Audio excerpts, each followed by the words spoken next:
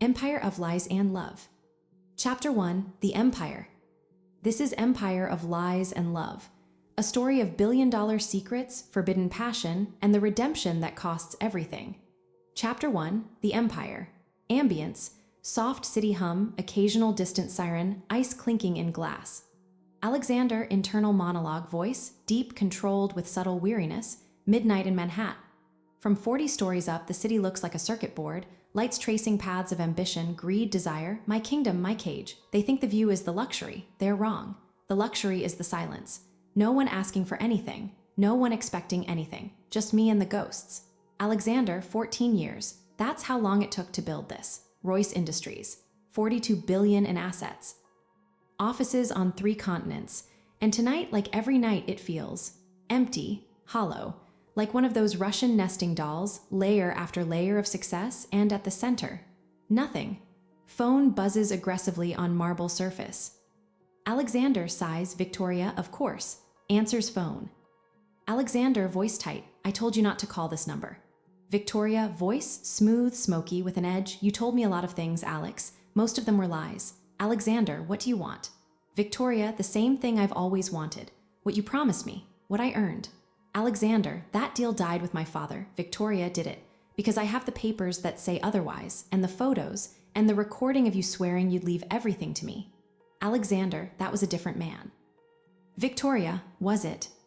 Or was he the real you? The one who'd do anything, hurt anyone to get what he wanted. Alexander, I'm hanging up. Victoria, wait. There's something you should see. Check your secure server. Folder labeled Phoenix. I think you'll find it. Illuminating. Computer keyboard typing, then folder opening sound. Alexander, internal. Phoenix. The code name for the deal that made everything possible. The one that ruined everything that mattered. Alexander, reading aloud slowly. Memorandum of Understanding between Alexander Royce and Victoria Lane. In exchange for confidential information regarding Thorn Industries' bidding strategy. Alexander whispering, God, she kept everything. Narrator, on screen were documents that could destroy him, not just professionally, personally. The kind of secrets that turn empires to dust, and Victoria had held them for 8 years, waiting, patient as a spider. Flashback 8 years ago. Young Alexander voice, less controlled, more passionate, it's the only way, Victoria, my father's company is failing. Thorn is going to buy us out, fire everyone, dismantle everything my family built. Young Victoria and sleeping with Carter Thorne's wife gets you. What exactly, besides a black eye when he finds out? Alexander, information. She talks in her sleep. And she keeps files on her laptop, if I can get their bidding strategy. Victoria, that's not business, Alex, that's betrayal. Alexander, it's survival. Don't you understand? I have employees who have worked for my family for 30 years. They have kids in college, mortgages. Victoria, and what do I get? Besides being an accomplice. Alexander, softening everything. When I save the company, I'll marry you, we'll run it together. You'll never want for anything again. I promise. Present-day ambience returns. Alexander, internal, voice raw, I saved the company. I didn't marry Victoria. And the woman I slept with for information. Carter Thorne's wife. She killed herself 6 months later. Pills and champagne in a hotel room overlooking Central Park. The note said, I couldn't live with what I'd done. Alexander allowed to empty room, and neither can I. That's the secret at the heart of Alexander Royce. Not the money, not the power, the guilt, the kind that stains your soul so deep no amount of success can bleach it out. Alexander, every night. The same ritual, open the safe. Look at the gun, think about how easy it would be. One trigger pull, silence forever.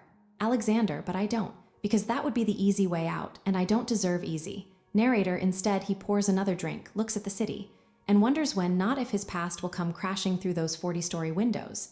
Alexander, reading screen. From Alina Hart, Strategic Analysis Department. Subject, Anomalies in Q3 Financial Projections. Mr. Royce, I've identified discrepancies in the Singapore division reports. The numbers don't add up. Someone is hiding something. Request urgent meeting. Alina.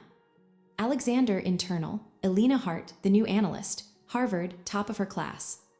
And apparently the only person in this entire building who actually looks at the numbers instead of just cashing the checks. Alexander, or she's working for someone. Carter Thorne, maybe, or Victoria. Another trap, another beautiful, intelligent trap. Narrator, Alexander Royce had a choice. Ignore the email and risk corporate espionage, or meet with Alina Hart and risk everything else. In the world of billionaires, every handshake is a gamble. Every conversation, a negotiation. And every beautiful woman, a potential downfall. Chapter 2, A Controlled Life. Alarm clock beeps, shower running, precise movements. Alexander internal, 5:00 a.m., shower, 5:15, dress, black suit, white shirt, no tie until after breakfast. 5:30, review overnight markets. 6:00. Breakfast, black coffee, egg whites, 1 slice of dry toast. Control, order, predictability. These are the walls that keep the chaos out, the memories, the guilt. Alexander, The Wall Street Journal. Page 1, Royce Industries expands into green energy. Page 3, Thorne accuses Royce of unethical practices. Carter's still fighting. 8 years and he still doesn't know it was his wife who gave me everything. Or maybe he does. Maybe that's why the hatred feels so personal. Assistant, female, efficient. Good morning, Mr. Royce. Your 8 a.m. with Singapore was moved to 9. Ms. Hart is waiting in conference room B and a package arrived, no return address. Alexander, what kind of package? Assistant, small, black box, it's on your desk. Alexander, internal, the box is velvet. Like a jewelry box, but I don't buy jewelry anymore, not since. Alexander, breath catches, her pearl earring, the ones she was wearing that night. Walking to conference room, papers shuffling. Alexander, internal, Alina Hart, age 28. Summa cum laude from Harvard, formerly engaged to, interesting, a surgeon who left her 6 months before the wedding, no criminal record, no connections to Thorne Industries that I could find, but in my world, clean records just mean better forgers. Alexander, a loud professional, Ms. Hart, I understand you found discrepancies. ELENA, yes, sir, starting with the Singapore subsidiary. Their reported profits don't match the tax filings. There's a $12 million gap, and it's not an accounting error. The numbers are being deliberately manipulated. Alexander, and you concluded this how? ELENA, by doing what your auditors apparently didn't, looking at the raw data instead of the pretty PowerPoint summaries. Someone is skimming, and they're good at it, but not good enough. ELENA here. Page 1 shows the official report. Page 2 shows what the actual transactions say. Page 3, that's where it gets interesting. The money isn't being stolen, it's being moved. To an offshore account in the Caymans. Alexander, whose account? ELENA, that's the question, isn't it? The account is under a shell corporation. Phoenix Holdings. Ring any bells? Alexander, internal, Phoenix, again. First the folder on my server. Now this. Victoria's playing a deeper game than I realized. Alexander, aloud, controlled. Thank you for bringing this to my attention. I'll handle it from here. ELENA, with all due respect, sir, that's not how this works. I found the problem. I want to help fix it. Alexander, why? ELENA, because I believe in this company, or I did, until I found out someone's robbing it blind. Alexander, internal, she's not what I expected. Not intimidated. Not trying to impress. Just honest, or excellent at pretending to be honest. Her eyes are green, I noticed that, and she has a small scar above her left eyebrow. A childhood accident maybe, imperfect. Real, ELENA, you're staring, Mr. Royce. Alexander, I'm assessing. In my experience, people who find problems usually have one of 3 motives: justice, greed, or revenge. Which are you? ELENA, how about option 4, professional integrity? Alexander, that's not a motive, that's a LinkedIn headline. ELENA laughs softly, fair point. Okay, real answer. My father worked in a factory for 30 years. The owners sold it, stripped the assets, left everyone without pensions. He died 6 months later. The doctor said it was a heart attack. My mother says it was a broken heart. So yeah, I have a thing about people stealing from companies. About betrayal. Alexander, I'm sorry about your father. ELENA, me too, every day. So, can I help fix this? Or do I walk away and update my resume? Alexander, internal, this is a test. From Victoria, maybe, or Carter. Send in a beautiful woman with a tragic backstory. Make her just honest enough to be believable. Wait for me to trust her. Then. What corporate espionage? Blackmail. Another scar on my already battered conscience.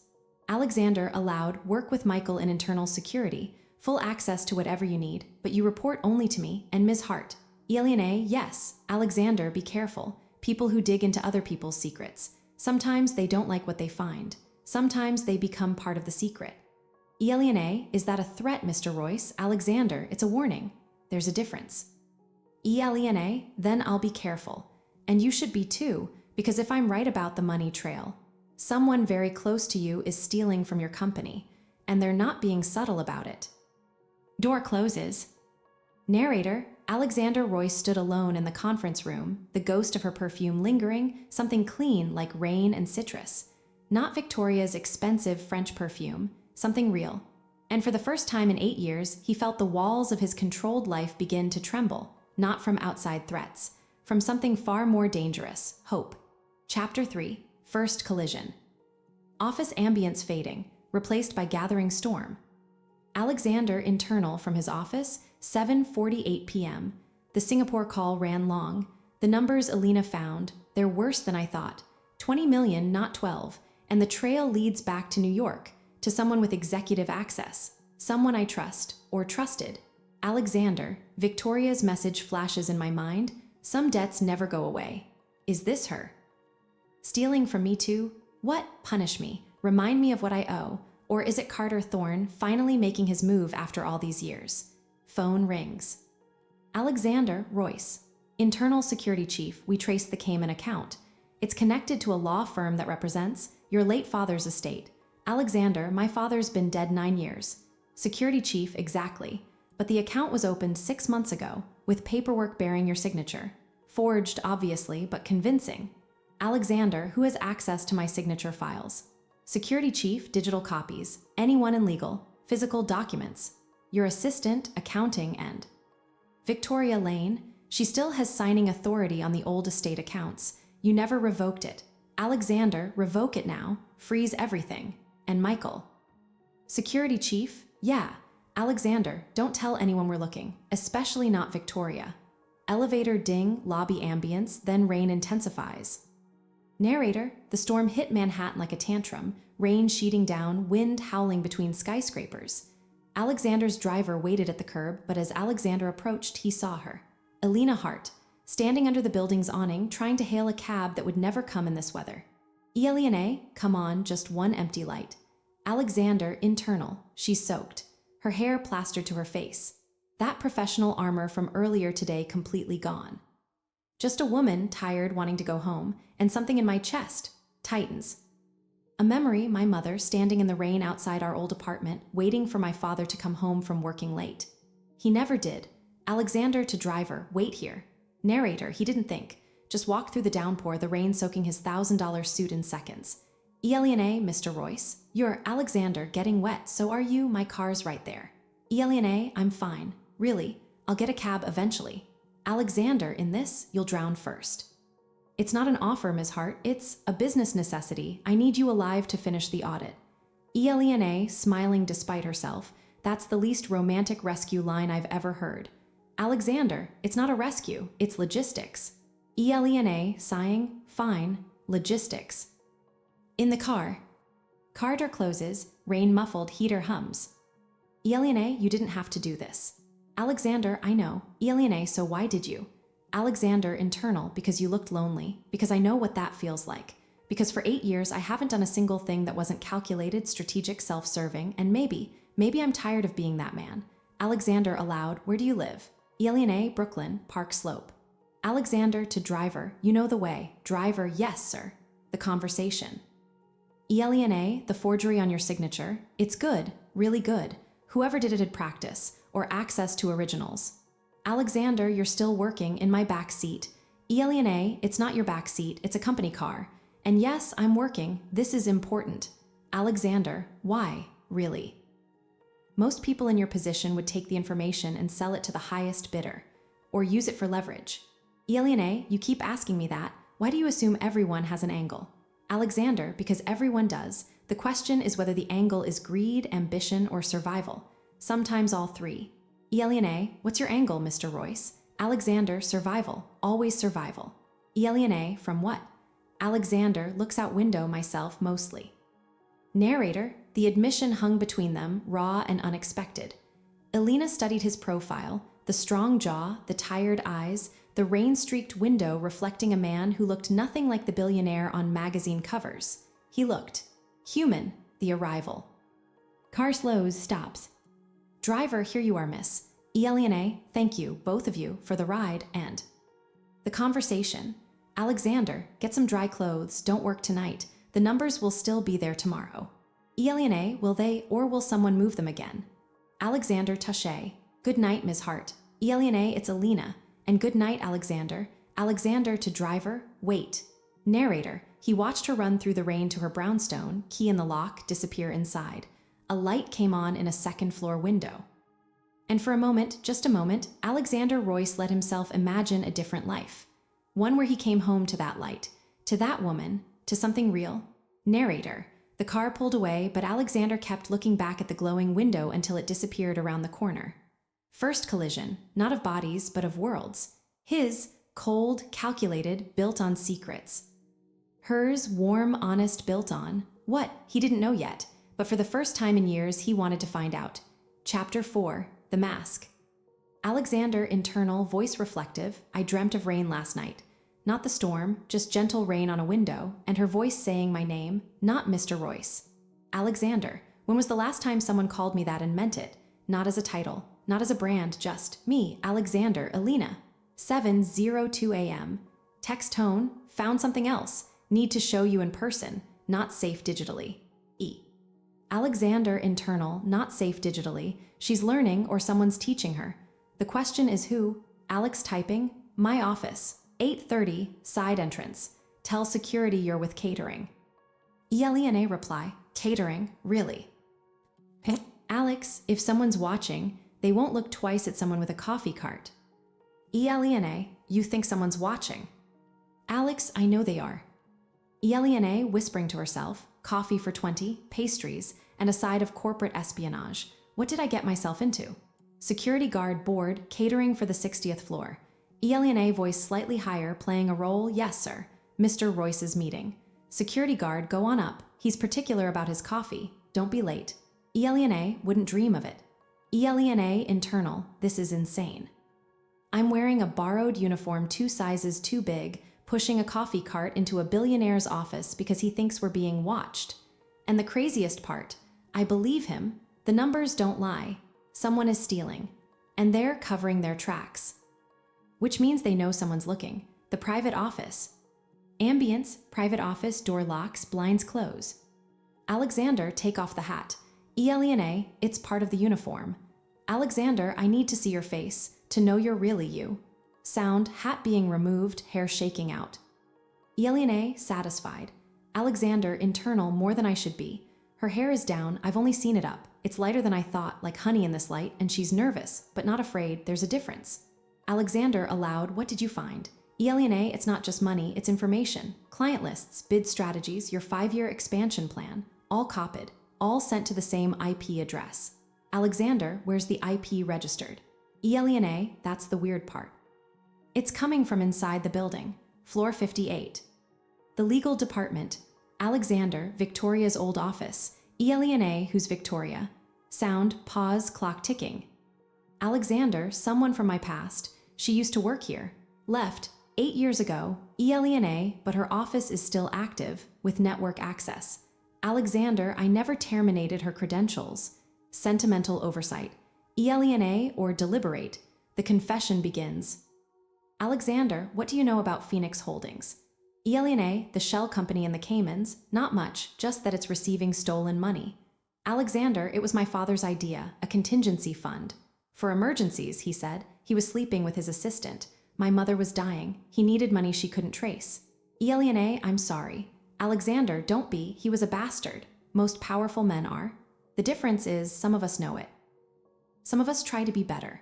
Elena, and are you better? Alexander, no, but I'm trying. Every day I wake up and try. And every day I fail a little less. Or I fail differently. Elena, the woman in the photos in your father's files, that's Victoria.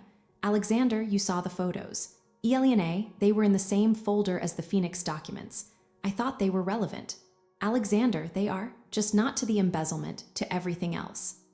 Alexander, Victoria wasn't just my father's assistant. She was, mine first, we were engaged or close to it. Then my father offered her a deal, help him hide money from my mother, and he'd make her a partner. Give her everything I couldn't yet. Elena, and she took it. Alexander, wouldn't you? 23 years old. Offered millions. By a man who already had everything, compared to a son who had nothing but potential. Elena, I'd like to think I wouldn't. Alexander, that's because you're better than both of us. But here's the real secret, Elena, the one that keeps me up at night. I didn't hate her for choosing him. I hated her because part of me understood. Part of me would have done the same. Sound, deep breath, emotional weight. Elena, and now she's stealing from you. Alexander, or someone wants me to think she is, to draw me out, to make me react. Elena, why? Alexander, because the man who really stole from me 8 years ago, the man who ruined lives, he's still out there, and he knows I'm getting close to finding him. Elena, who? Alexander, voice drops me. I'm the man, Elena. I did things. To save my father's company, to save all those jobs, I hurt people, I broke laws. I assistant through door, Mr. Royce, your 9 a.m. is here. Carter Thorne from Thorne Industries. The interruption. Alexander whispering, stay here, don't make a sound. Elena Thorne as in your main competitor. Alexander as in the husband of the woman I never mind, just stay quiet. Carter Thorne voice, smooth, dangerous. Alexander, you're looking, stressed, trouble in paradise. Alexander, what do you want, Carter? Carter just checking in. Heard you had some internal issues. Embezzlement, they're saying. Such a shame when you can't trust your own people. Alexander, if you know something, say it. Carter, I know many things, about Phoenix Holdings, about Victoria Lane, about a certain hotel room 8 years ago where my wife. Alexander, don't. Carter, why not? The truth needs airing, doesn't it? Like that pretty analyst you've been spending time with, Elena Hart. Smart girl, pretty, reminds me of someone. Oh wait, she reminds me of my wife, before you ruined her. Sound, fist hitting desk. Alexander, get out. Carter, or what? You'll have me thrown out. Go ahead. The press is downstairs. I brought them. They'd love to hear why Alexander Royce is assaulting his business rival. Chapter end. Narrator, from behind the door, Elena heard every word. The confession cut short, the threat revealed, and the terrifying understanding. She wasn't just auditing numbers. She was standing in the middle of a war. One fought with money, secrets, and broken hearts. And the man she was starting to care for. He wasn't the hero. He was the original sin. Alexander through door, urgent whisper. Elena, don't come out, no matter what you hear. Promise me. Elena whispering back, I promise. Narrator, but some promises are meant to be broken, especially when the truth is knocking. Chapter 5. Temptation begins. Behind the door. Ambience, office, tense silence after door bursts open. Carter Thorne, voice dripping with false charm. Well, what do we have here? The coffee girl, or should I say, the whistleblower. Alexander positioning himself between them. She has nothing to do with this, Carter. Carter, doesn't she? My sources say she's the one digging into your finances, finding all those discrepancies. Tell me, darling, have you found what you're looking for, or just more questions? Elena, voice steady despite fear. I'm just doing my job, Mr. Thorne. Carter, just doing my job? That's what they all say. Right before they discover some jobs come with consequences. Ask Alexander about consequences. He's an expert. Alexander, leave. Now, Carter or what? You'll call security. They work for me too, you know. Money buys loyalty, or at least silence. Carter, closer. You have her eyes, you know. My wife's, same green, same innocence before he ruined it. Elena, I'm not your wife. Carter, no, you're smarter. She believed his lies. I think you'll see through them. And when you do call me, I'll make sure you're protected from him. Business card being placed on desk. Alexander, get out, Carter. I won't ask again. Carter, you never have to ask, Alexander. I come and go as I please. Remember that. The aftermath. Ambience, office, heavy silence. Elena, breathing shaky. He knows. About the investigation. About me. Alexander, he knows everything. Carter Thorne has made it his life's work to know my business better than I do. Elena, why? Alexander, because 8 years ago I did something unforgivable to someone he loved, and he's right to hate me for it. Elena, his wife. Alexander, yes. Elena, you said you'd tell me before he came in. You said you did things. Alexander, and I will, but not here. Not now, it's not safe. Elena, where is safe, Alexander? Because from where I'm standing, nowhere feels safe. Alexander, my penthouse. Tonight, I'll tell you everything. the whole truth. No more masks, no more half confessions. Billionaire, and if I don't want to hear it, if I just want to go back to analyzing spreadsheets and pretending billionaires are just numbers on a screen. Alexander, then walk away now. Take Carter's card. Call him, he'll protect you from me, and he's not wrong to offer. The choice.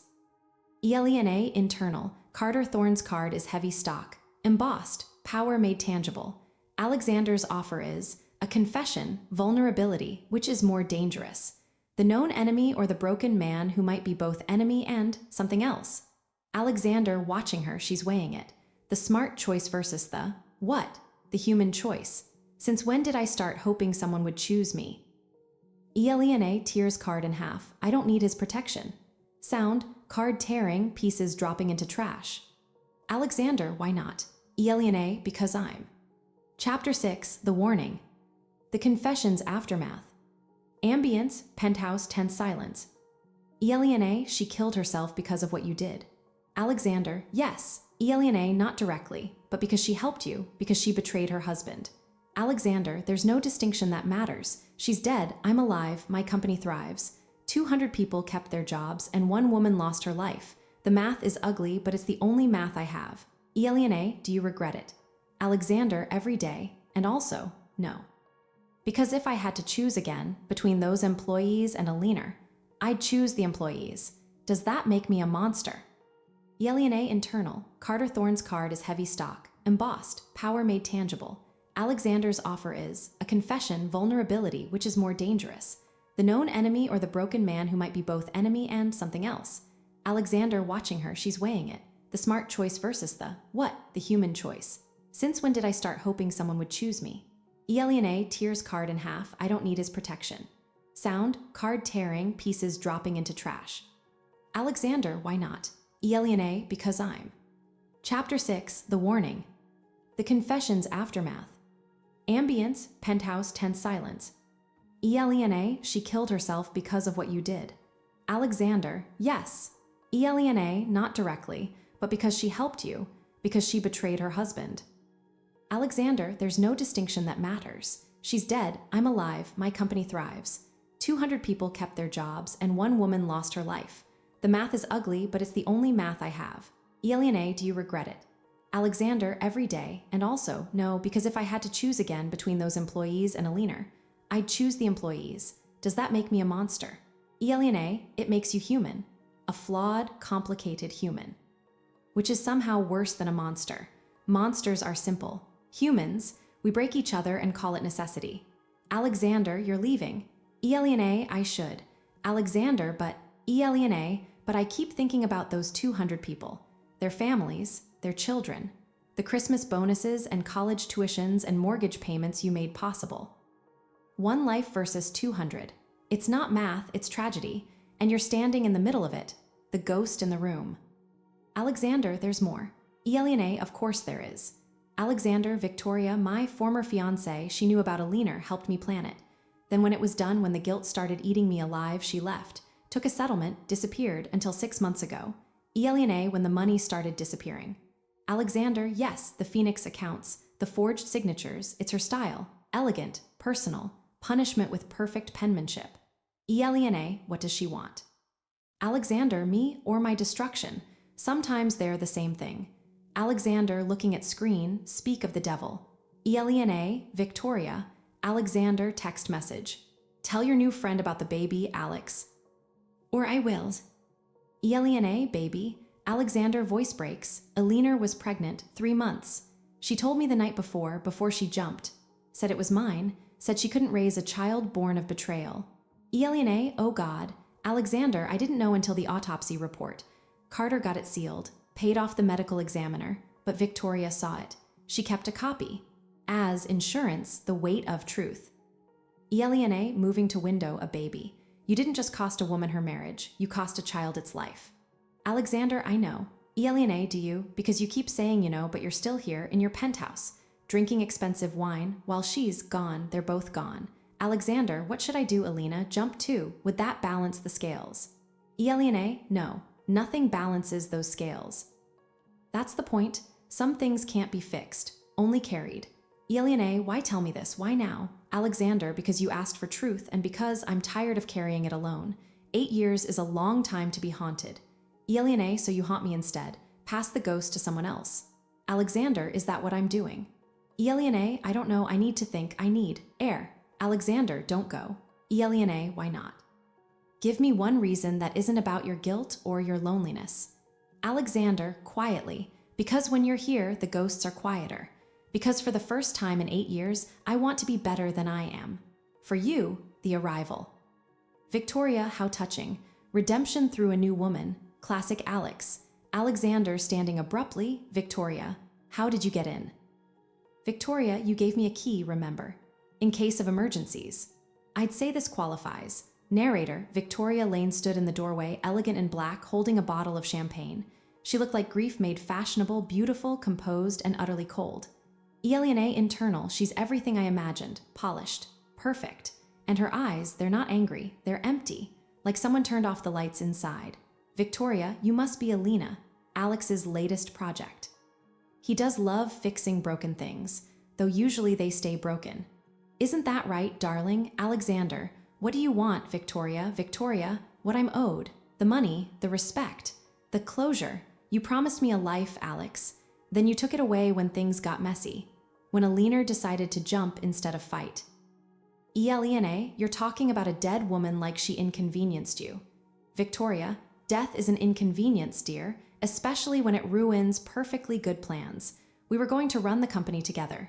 Alex and I, then Elena had to go and have a conscience. And a baby. So messy. The warning delivered. Alexander, get out, Victoria. Victoria, or what you'll call security. They're probably listening to Carter Thorne right now. He owns half this building's staff. Did you know that, Elena, your white knight? He's surrounded by enemies, and he's dragging you into the crossfire. Elena, I can make my own choices. Victoria, can you? Or are you just another woman charmed by the Royce magic? The money, the power, the beautiful, beautiful pain. He's addictive, isn't he? Like a drug that makes you feel everything and nothing at once. Alexander, that's enough. Victoria, it's never enough, that's the problem. But I'll leave you with this, Elena. A warning from one broken woman to the next. He'll love you until you're inconvenient, until your pain becomes too real, until your needs conflict with his empire. And then he'll choose the empire. He always does. Victoria, a gift. The same brand Elena drank that night. Thought it was. Poetic. Elena, get out. Victoria, smiling. Oh, she is spine. Good, you'll need it. The decision point. Alexander, she's not wrong. About any of it. Elena, I know. Alexander, then why are you still here? Elena, because she wants me to leave. And Carter wants me to leave. And everyone who's ever hurt you wants me to be just another person who walks away. And I'm tired of doing what people like them want. Alexander, this isn't about rebellion, Elena. This is your life. Elena, exactly, my life, my choice, and I choose to stay. For now, not for you, for me. Because I want to understand how a man who did what you did can still want to be good. I want to see if redemption is possible, or if we're all just broken things pretending. Elena, but not tonight. Tonight I need to breathe. I need to remember who I was before I walked into your office, before I knew about Elena, and the baby, and Victoria. Alexander, will you come back? Chapter 7, The Deal. The morning after Victoria's visit felt different in Royce Tower. The air in Alexander's office was charged with unspoken things, confessions, warnings, the ghost of champagne that smelled like regret. Elena arrived at 7:00 a.m., 2 hours before her official start time. She found Alexander already at his desk, looking like he hadn't slept. His tie was loose, his eyes shadowed. The polished billionaire was gone. In his place sat a man holding onto control by his fingertips. Alexander, you came. Elena, I said I would. Alexander, people change their minds. Elena, not me, not about this. She set her tablet on his desk. The screen showed financial models, transaction trails, a web of money moving in illegal patterns. Elena, it's not just Victoria. Someone inside the company is helping her. Someone with current access. The money isn't just being stolen, it's being laundered through our own overseas accounts. Alexander, who? Elena, that's the problem. The digital trail is perfect. Too perfect. Like someone who knows our security protocols backward designed it, which means, Alexander, someone in my inner circle, my CFO, my head of security, my assistant. Elena, or all three, He stood, walking to the window. The city stretched below them, a kingdom he'd built that was now betraying him from within. Alexander, why are you doing this? Really, Alina, you could take this information to the SEC. To Carter, you'd be a hero. Rich, protected. Elena, is that what you want me to do? Alexander, it's what you should do. Elena, stop telling me what I should do. Tell me what you want. He turned. The morning light caught the gray in his eyes, made them look almost silver. Vulnerable. Alexander, I want you to stay. I want you to help me fix this, and God help me, I want you to look at me the way you did before you knew about Alina, before you knew what I'm capable of. Elena, I can't unknow it. Alexander, I know. Elena, and I can't look at you like you're just a man with a complicated past. You're a man who caused a woman's death, a child's death. That's not complicated. That's a fact. Alexander, then why are you still here? She closed the distance between them, not touching, just close enough that he could see the gold flecks in her green eyes, close enough that her scent, rain, and vanilla wrapped around him like an absolution he didn't deserve. Elena, because when I look at you, I see two men, the one who made those choices 8 years ago, and the one who's been punishing himself for them every day since. And I need to know which man is real, which man wins. Alexander, what if they're both real? What if the monster and the man who hates the monster live in the same skin? Elena, then we find a way to let the man win. He reached for her then, not to kiss her, just to touch her hand. A bridge across the abyss of his past. Alexander, I'm making you an offer. A deal. Elena, what kind of deal? Alexander, stay. Help me clean out the corruption in my company. Help me make it into something my father would be ashamed of, something honest, something good. Elena, in exchange for what? Alexander, in exchange for me, the real me. No more masks, no more hiding. Whatever's left when all the lies are stripped away. It's not much, it might be nothing, but it's yours if you want it. She studied his face. The strong jaw tight with tension, the mouth that had kissed a married woman to destruction, the eyes that had seen too much. Elena, and if I say yes, what then? We become? What? Partners, lovers, co-conspirators, Alexander, I don't know, but we find out together, on one condition. Elena, which is? Alexander, the moment you want to leave, you leave. No explanations, no guilt, you walk away and never look back. And I let you go, no arguments, no attempts to change your mind. Elena, that's a terrible deal for you. Alexander, it's the only fair one. You're holding my secrets now, Alina, my guilt, my shame. That gives you power, this deal. It's me acknowledging that. It's me saying I trust you with that power. She was quiet for a long time, the hum of the building around them, the distant sound of traffic 40 stories below, the beating of her own heart too loud in the silence. Elena, there's something you need to understand about me, Alexander. When I commit to something, I commit fully. When I care about someone, I don't do it halfway. So if I say yes to this deal, if I agree to help you to be with you, it won't be with an exit strategy in mind. It'll be with the intention of seeing it through, all the way. Alexander, even if what you find at the end is someone broken beyond repair. Elena, especially then, he exhaled, a sound like a man who'd been holding his breath for 8 years. Alexander, then yes, the deal is yes, whatever you want it to be. Elena, I want it to be real, I want it to be us, whatever that looks like. He kissed her then, not like a billionaire claiming what was his, like a drowning man reaching for shore, and she kissed him back, not like an employee crossing a line, like a woman choosing to step into deep water with her eyes open. When they broke apart, her tablet buzzed on the desk, a new email, from an encrypted server. Elena, it's from Victoria. Alexander, what does it say? Alina read it aloud, her voice steady despite the words. Elena, dear Alina, by now you've heard Alex's version of events, the tragic, guilt-ridden version. Ask him about the night Alina died. Ask him where he was. Ask him why he didn't answer his phone when she called. 3 times. The truth, darling, is always in the details he leaves out. Looking forward to our next chat. V. The air went cold. Alexander, she called. The night she... Yes, I saw the calls. I didn't answer. Elena, why? Alexander, because I was with Victoria. Because I was trying to forget what I'd done by repeating it with someone else. Because I'm exactly the monster she's telling you I am. Alina stepped back. The distance felt like miles. Elena, the deal. It still stands. But I need the whole truth, Alexander. Every ugly detail, every missed call, every moment of cowardice. I can't help you if I'm always wondering what you're not telling me. Alexander, and if the whole truth is more than you can bear. Elena, then I'll know, and I'll leave. and you'll let me go. That was the deal. He nodded, a man agreeing to his own execution. Alexander, tonight, my place, I'll tell you everything, and then you decide. She picked up her tablet. The weight of it felt different now, heavy with more than data. Elena, until tonight then. She was almost at the door when he spoke again. Alexander, Alina. Elena, yes.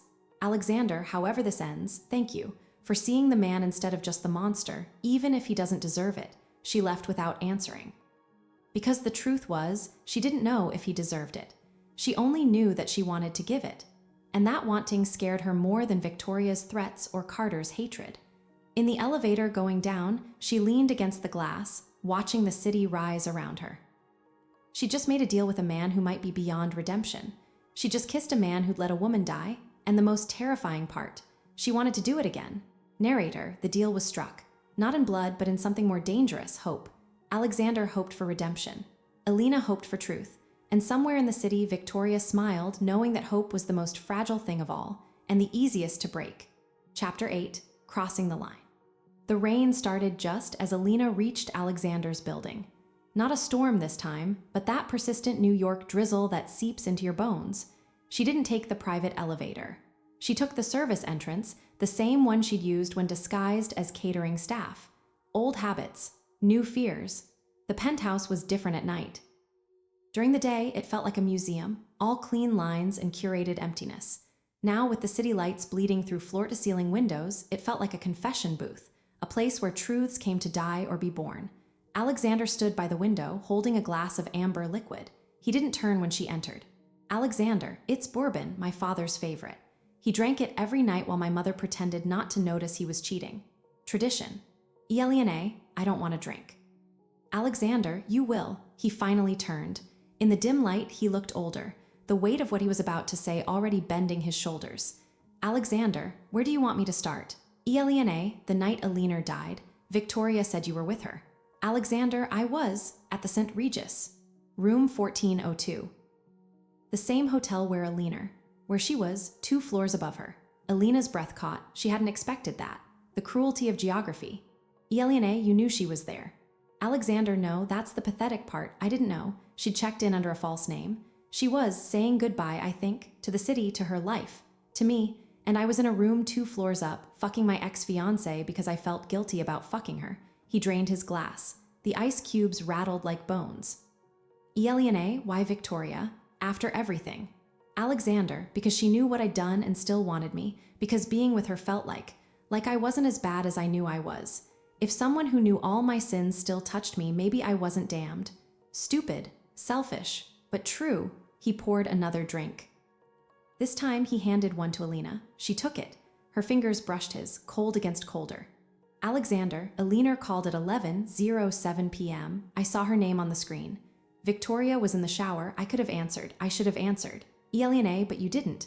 Alexander, I let it go to voicemail. Then she called again at 11:12, and again at 11:18. 3 calls, 3 chances to save her. I ignored them all.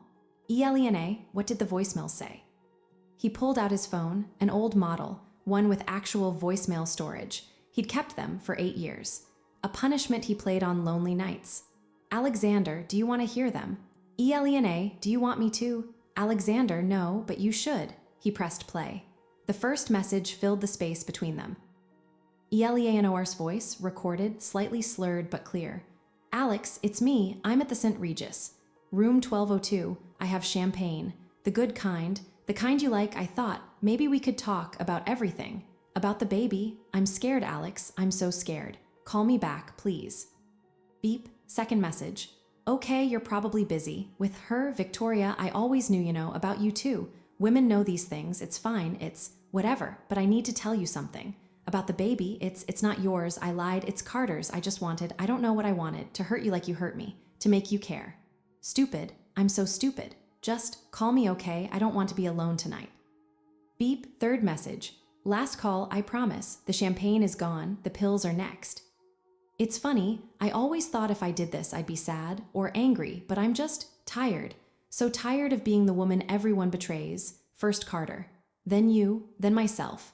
Tell Carter. Tell him I'm sorry for everything, and Alex, you were the best and worst thing that ever happened to me. Goodbye.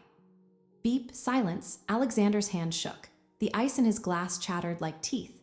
Alexander, the baby wasn't mine, she lied. And I let her die thinking I hated her for getting pregnant with my child.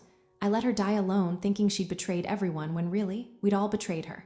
Alina's glass hit the marble floor. It didn't shatter, just rolled, leaving a wet trail like tears. Elena, you listened to these. For 8 years. Alexander, every anniversary. Every birthday she should have had, every Christmas, I play them, I listen to her die.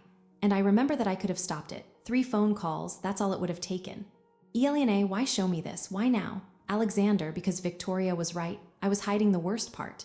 The part where I'm not just a man who made a mistake. I'm a man who heard a woman dying and did nothing, because I was angry, because I felt tricked, because my pride was hurt. He moved toward her, not to touch. Just to be closer to the judgment in her eyes. Alexander, this is the man you made a deal with, Alina. This is the man you kissed. A man who let a woman die because she lied about a baby. Because she bruised my ego. Now you know, now you can leave, and I won't stop you. I don't deserve to stop you. Alina looked at him, really looked. Past the expensive suit, past the billionaire facade, past even the guilt.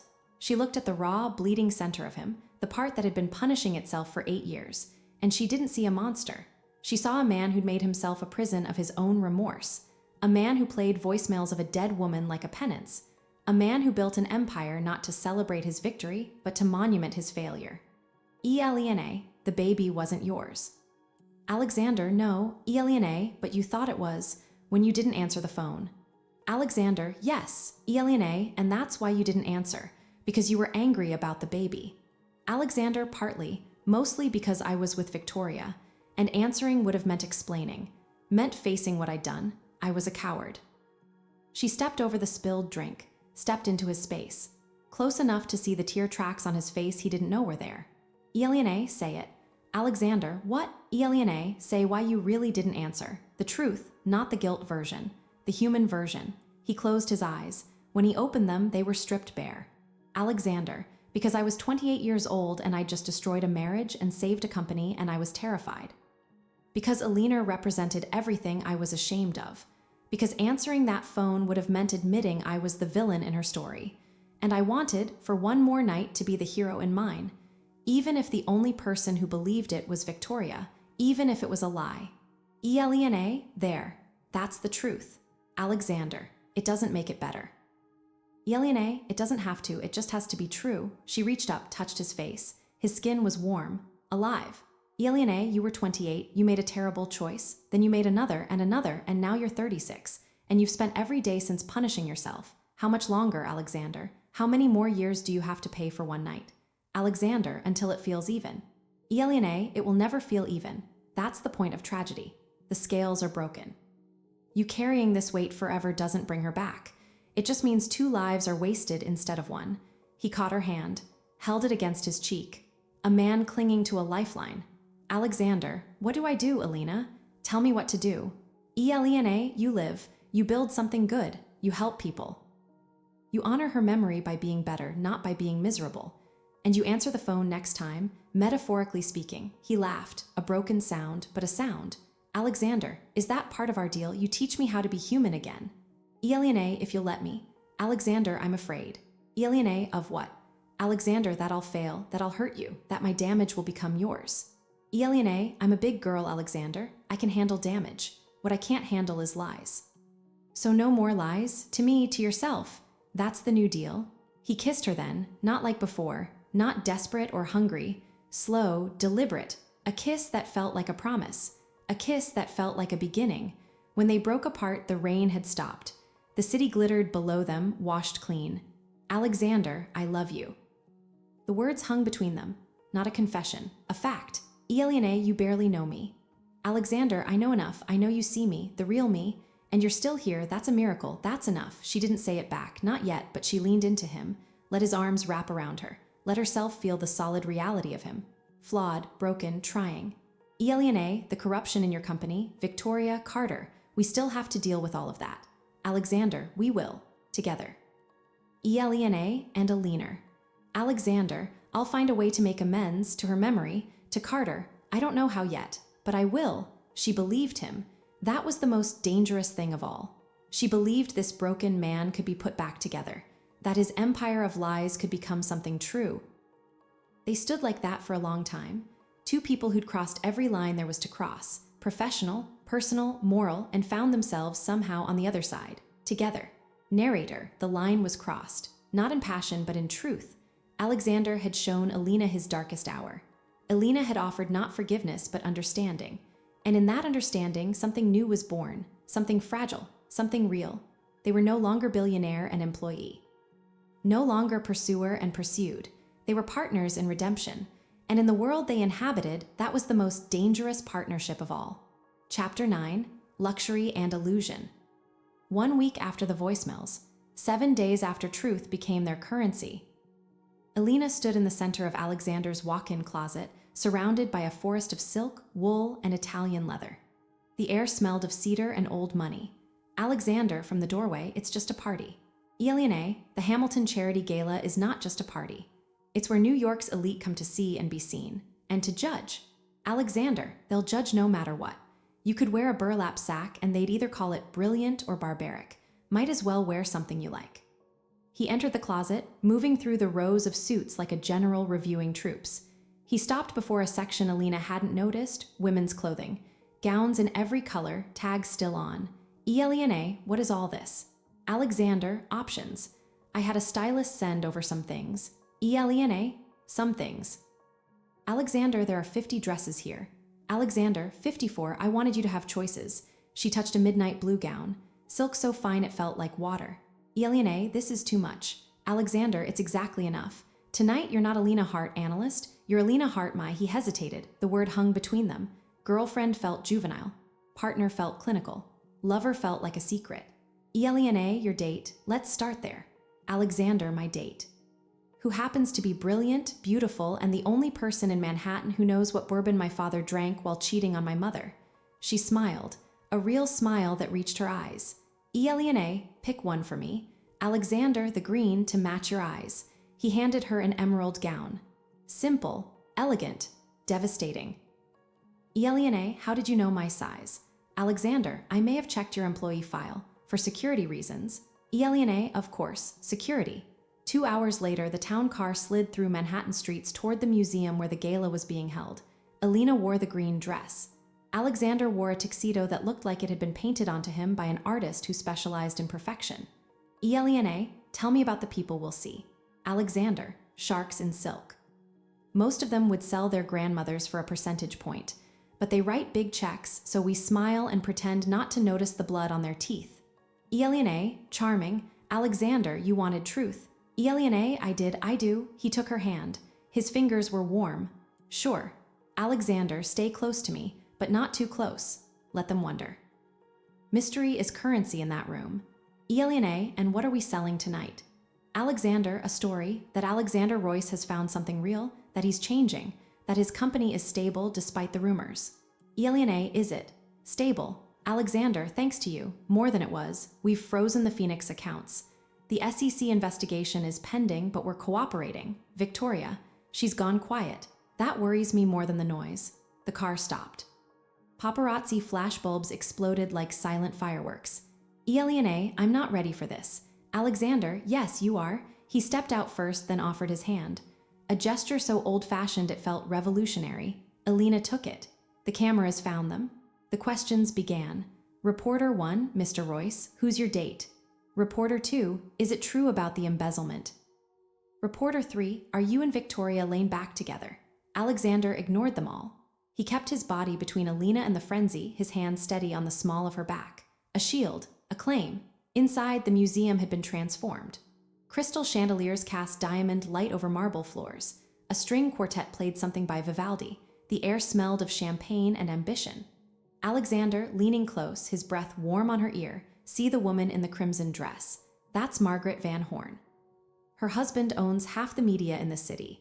She knows everything about everyone and sells the information for social capital. Billionaire, and the man with the cane. Alexander, Charles Whitmore, third-generation oil money. Hates me because I outbid him on a tech startup last year. He'll try to flirt with you to get under my skin. Billionaire, should I flirt back? Alexander, only if you want to watch an old man have a heart attack. She laughed. The The sound cut through the murmur of the crowd. Heads turned. Alina Hart in her emerald gown laughing with Alexander Royce. The story began writing itself. They made the rounds. Alexander introduced her as Alina Hart, my head of strategic development. Not my date, not my girlfriend. A title with weight, respect. But the eyes that watched them didn't see a professional partnership.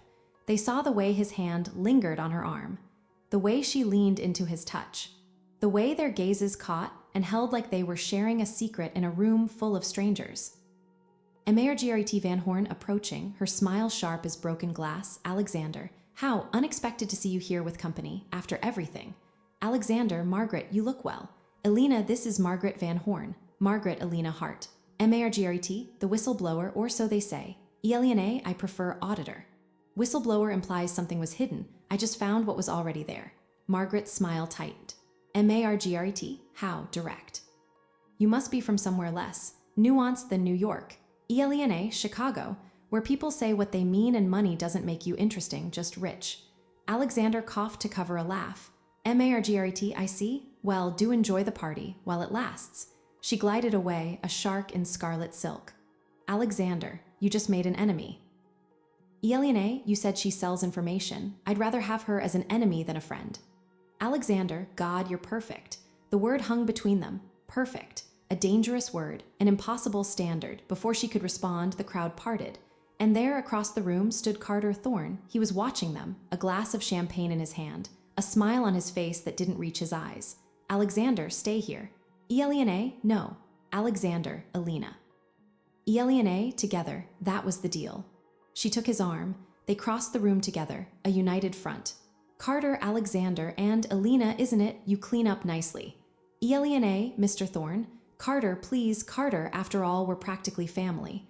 Through tragedy, if not blood, Alexander's hand tightened on her arm. Alexander, what do you want, Carter? Carter, to offer a truce, of sorts. I hear you're cleaning house at Royce Industries, firing people, freezing accounts. Very dramatic. Alexander, necessary. Carter, perhaps, but it creates opportunities for the right people. People who know how to handle delicate situations. Elena, what are you suggesting? Carter, that we work together. You have a company in need of stability. I have resources, and we share common interests. Specifically, making sure Victoria Lane doesn't destroy what's left of both our lives. Alexander went very still. Alexander, what do you know about Victoria? Carter, that she's not working alone, that she has partners, powerful ones, and that she's not just after your money, Alex, she's after your legacy. Your name, everything you've built. Elena, why would you help us? Carter, because Alina loved you, Alex, despite everything, and because I'm tired of hating you, it's exhausting, and it hasn't brought her back. For the first time, Carter looked his age. The polished billionaire veneer cracked, showing the grieving husband beneath. Alexander, what's the catch? Carter, you make the company public. You let me buy in. A significant share. We run it together. You get stability. I get closure, or the closest thing to it. Alexander and Alina. Carter, she keeps her job, her position, whatever she is to you, I don't care. I just want the business to survive for Alina's sake. She believed in what you were building before everything went wrong. Alexander looked at Alina, a silent question. She gave a small nod. Not agreement, just consideration. Alexander will think about it. Carter, don't think too long. Victoria isn't the patient type. He walked away, leaving them standing in the glittering crowd, the string quartet playing on, the champagne bubbles rising in crystal flutes as if nothing had happened. Elena, do you trust him? Alexander, no. Elena, do you believe him? Alexander, yes, that's the problem. The music changed. A waltz. Alexander held out his hand. Alexander, dance with me. Elena, I don't know how to waltz. Alexander, just follow my lead. He led her to the center of the floor. The crowd watched as Alexander Royce, who never danced, took Alina Hart into his arms and began to move. It wasn't perfect. She stepped on his feet twice. He laughed, a real laugh that made people stare even more. But as they turned, as the world became a blur of crystal and silk, Alina realized something. The luxury was real. The diamonds, the champagne, the gown that cost more than her first car. But the illusion was the part everyone else saw, the perfect billionaire with his beautiful date. The truth was here in his arms. A broken man trying to be better. A woman who'd seen his worst and stayed. A partnership built not on power, but on truth. And that, she realized, was the most luxurious thing in the room. Alexander, whispering as they turned, "I meant what I said. You're perfect." "Elena, don't say that. No one's perfect." "Alexander, you're perfect for me. That's different. That's everything." She rested her head against his shoulder, closed her eyes. Let the music and the moment wash over her. For tonight, at least, the illusion was beautiful.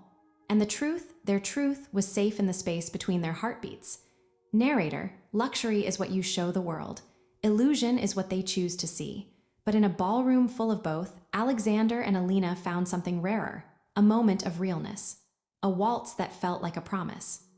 And the understanding that some partnerships are written not in contracts, but in the silent language of two people learning to dance, however imperfectly, toward a future they're brave enough to imagine together. Chapter 10. Rules Are Broken. Morning after the gala. Sunlight cut through the penthouse windows in sharp angles, illuminating dust motes dancing in the air like tiny ghosts. Elena woke alone in Alexander's bed, the emerald dress pooled on the floor like a fallen leaf. She could still smell his cologne on the sheets, sandalwood and something darker like regret or promise. She found him in the kitchen, wearing sweatpants and a white t-shirt, making coffee. The billionaire was gone. In his place stood a man with tousled hair and sleep-soft eyes. "Alexander, you're up." "Elena, you left the bed." "Alexander, I couldn't sleep." "Carter's offer." "It's not an offer. It's a trap." "Elena, then why consider it?" "Alexander, because it's a trap I might need to walk into, to catch something bigger." He handed her a mug, black coffee, just how she liked it. He remembered. "Elena, what's bigger than your company going public under your rival's control?" "Alexander, Victoria working with someone inside the government. Someone who can make SEC investigations disappear or reappear with new teeth." He tapped his tablet, pulling up a file. Elena leaned over his shoulder. Her hair brushed his cheek. He didn't move away. "Alexander, Senator Richard Shaw, chairman of the banking committee, also Victoria's uncle." "Elena, you're joking." "Alexander, I wish. That's why the investigation keeps stalling. That's why the leaks only show what she wants shown. She's not just stealing from me. She's rebuilding my company from the inside out, with government backing."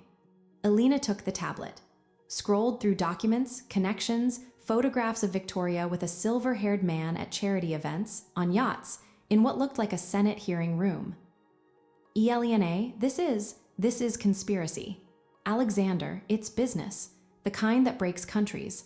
The kind my father warned me about. Never get in bed with politicians, Alex. They'll promise you the world and charge you for the sheets." "Elena, what do we do?" "Alexander, we break the rules." He stood pacing the kitchen, a caged panther in sweatpants. "Alexander, the rules say we cooperate with the SEC. The rules say we play nice with Carter. The rules say I protect my company at all costs. But the rules were written by people like Shaw, people like my father, people who think loyalty is a weakness and love is a liability. Elena, what rules do we write instead?" He stopped, looked at her.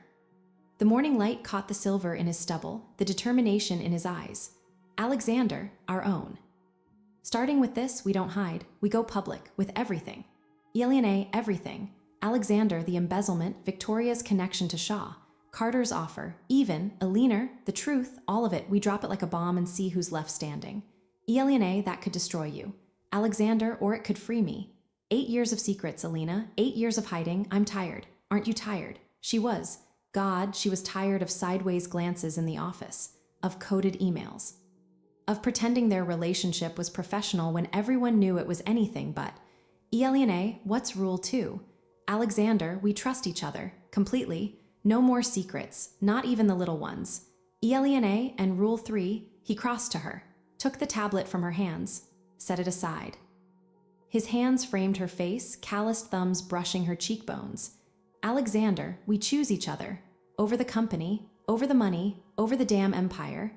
If it comes down to it, and it will, we choose us." Her breath caught. This was the line, the one they hadn't crossed yet. The one between we're figuring this out, and this is forever. Elena, that's a big rule to break. Billionaires don't choose people over empires.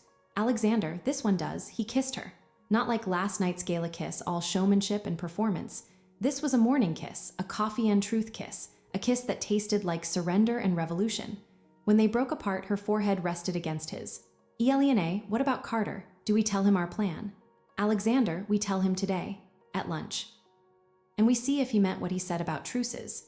And if he didn't, Alexander, then he becomes part of the bomb we drop. They met Carter at the Grill, a power lunch institution where deals were made over martinis and steaks so expensive they came with their own biographies. Carter was already at the table, reading the Wall Street Journal. He didn't look up when they approached. Carter, you're late. Alexander, we're redefining punctuality. It's one of our new rules. Carter lowered the paper. His eyes were bloodshot. He'd aged since the gala. Carter, rules, how quaint. What do you want, Alex? I have a board meeting in an hour. Alexander, we're taking your offer, with modifications. Carter signaled for a waiter, ordered 3 martinis without asking what they wanted. Carter, modifications, of course, let's hear them. Alexander laid it out, the whole truth strategy, going public with Victoria and Shaw's connection, making the company transparent. Carter listened, sipping his martini, his expression unreadable. When Alexander finished, Carter set down his glass. The olive looked like a tiny eye floating in gin. Carter, you'll be ruined. Alexander, or famous. Carter, there's a difference. Integrity is the difference. Carter looked at her. Really looked. For the first time, she saw something in his eyes besides hatred or calculation. Something like respect. Carter, Eleanor would have liked you. She always said the problem with our world was that we confused wealth with worth. She'd be glad Alex finally found someone who knows the difference. Alexander, are you in or out, Carter? Carter, I'm in on one condition. Alexander, which is? Carter, I get to be the one who takes down Shaw, publicly. In a hearing, I want to watch him sweat for Eleanor. Alexander extended his hand. Carter took it, not a handshake between rivals, a pact between broken men. Carter, there's something else, something I should have told you years ago. Alexander waited. Elena held her breath. Carter, the baby. Eleanor's baby. It was yours. The world stopped. The restaurant noise faded to a buzz. Alexander's hand slipped from Carter's. Alexander, what? Carter, she lied in the voicemail to spare you, to make it easier. She thought if you believed it was mine, you wouldn't blame yourself. But it was yours. The autopsy confirmed it. I had the report sealed. I thought knowing would destroy you, and I wanted that. For a long time, I wanted you destroyed. Why tell him now? Carter, because you're right, about the truth, all of it, and because I'm tired of carrying this alone. Hatred is a heavy thing. Heavier than grief somehow. Alexander stood. The room tilted. Elena reached for him, but he was already moving, pushing through the restaurant, out into the bright noon sun. She found him on the sidewalk, leaning against the building, breathing like he'd been punched. Alexander. Alexander, a child, my child, and I let her. I let them. You didn't know. Alexander, I should have answered the phone. I should have, God, Elena, I have a child in the ground because I was too proud to pick up a phone. He was crying. Not elegant tears, ugly, gasping sobs that shook his whole body. On a Manhattan sidewalk in a $1,000 suit, Alexander Royce broke into pieces, and Elena did the only thing she could. She wrapped her arms around him, held him together as he fell apart. Let strangers stare. Let the city swirl around them. Let the rules of how billionaires behave shatter on the pavement. When the storm passed, he leaned into her, his forehead against her shoulder. Alexander, Rule 4. What's Rule 4? Alexander, we bury our dead, properly, with names and flowers and all the words we should have said. We give Eleanor and the baby, that much, we give them peace. Okay. Alexander, and Rule 5. I'm afraid to ask. He lifted his head. His eyes were red-rimmed, raw, but clear. Alexander, we build something that matters, not an empire, a legacy, something our children would be proud of. Our children, the words hung between them, a future tense. A promise. Those are good rules. Alexander, they're terrible rules. They'll probably get us sued, investigated, and ruined. Then why make them? He touched her face. His thumb traced the line of her jaw like he was memorizing her. Alexander, because for the first time in my life, I want to be ruined for the right reasons. With the right person. And there, on a Manhattan sidewalk, with taxi horns blaring and tourists gawking and the sun beating down on them like a spotlight, Elena Hart realized something. All the rules had been broken. The professional ones, the personal ones. The ones that said billionaires don't cry in public. The ones that said you can't fall in love with a broken man and help him rebuild. But new rules were being written, in the space between their heartbeats, in the truth they'd agreed to tell. In the choice they'd made to choose each other, the old empire was falling. but something new was rising from the rubble. And for the first time, Alexander Royce wasn't building it alone. Narrator, rules are made to be broken. That's the oldest cliché in the book. But what they don't tell you is that when you break the old rules, you have to build new ones from the pieces. And sometimes, the only material you have is truth.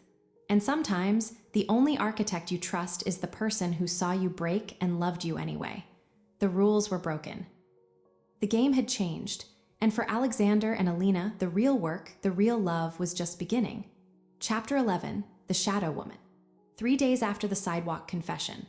3 days of funeral arrangements made in secret, of lawyers consulted in quiet rooms, of Alexander moving through his penthouse like a ghost haunted by a new ghost. The child he never knew. The weight of that knowledge settled in his bones, made him walk differently. Slower, like a man carrying something precious and broken. Alina watched him. From the doorway of his study, from across the dinner table, from the other side of the bed in the dark. She watched him stare at ultrasound pictures Carter had produced from a locked safe, blurry gray images of a life that never was. She watched him trace the tiny shape with a finger that trembled. Elena, we don't have to do this today. Alexander, yes, we do. The press conference is in 2 hours. The truth doesn't wait for grief. He was dressed for battle.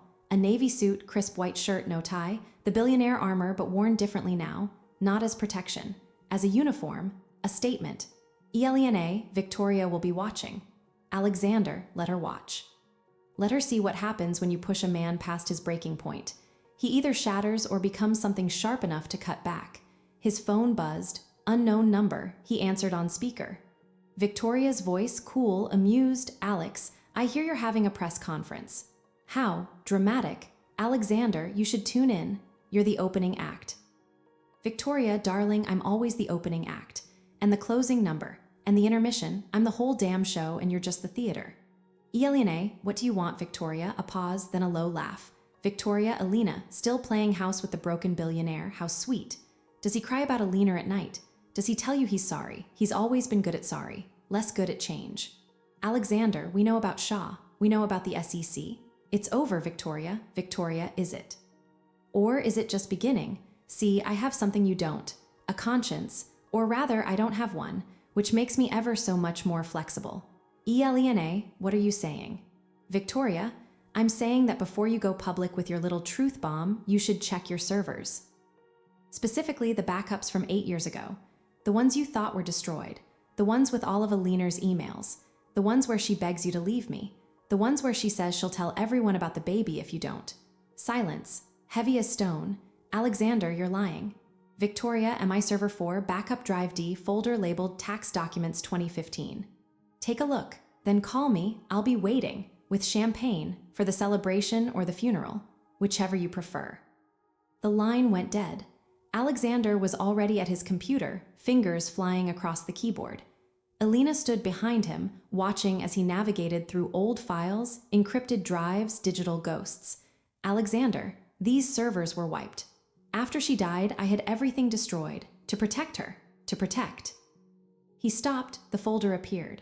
Tax Documents 2015. Inside, not tax documents.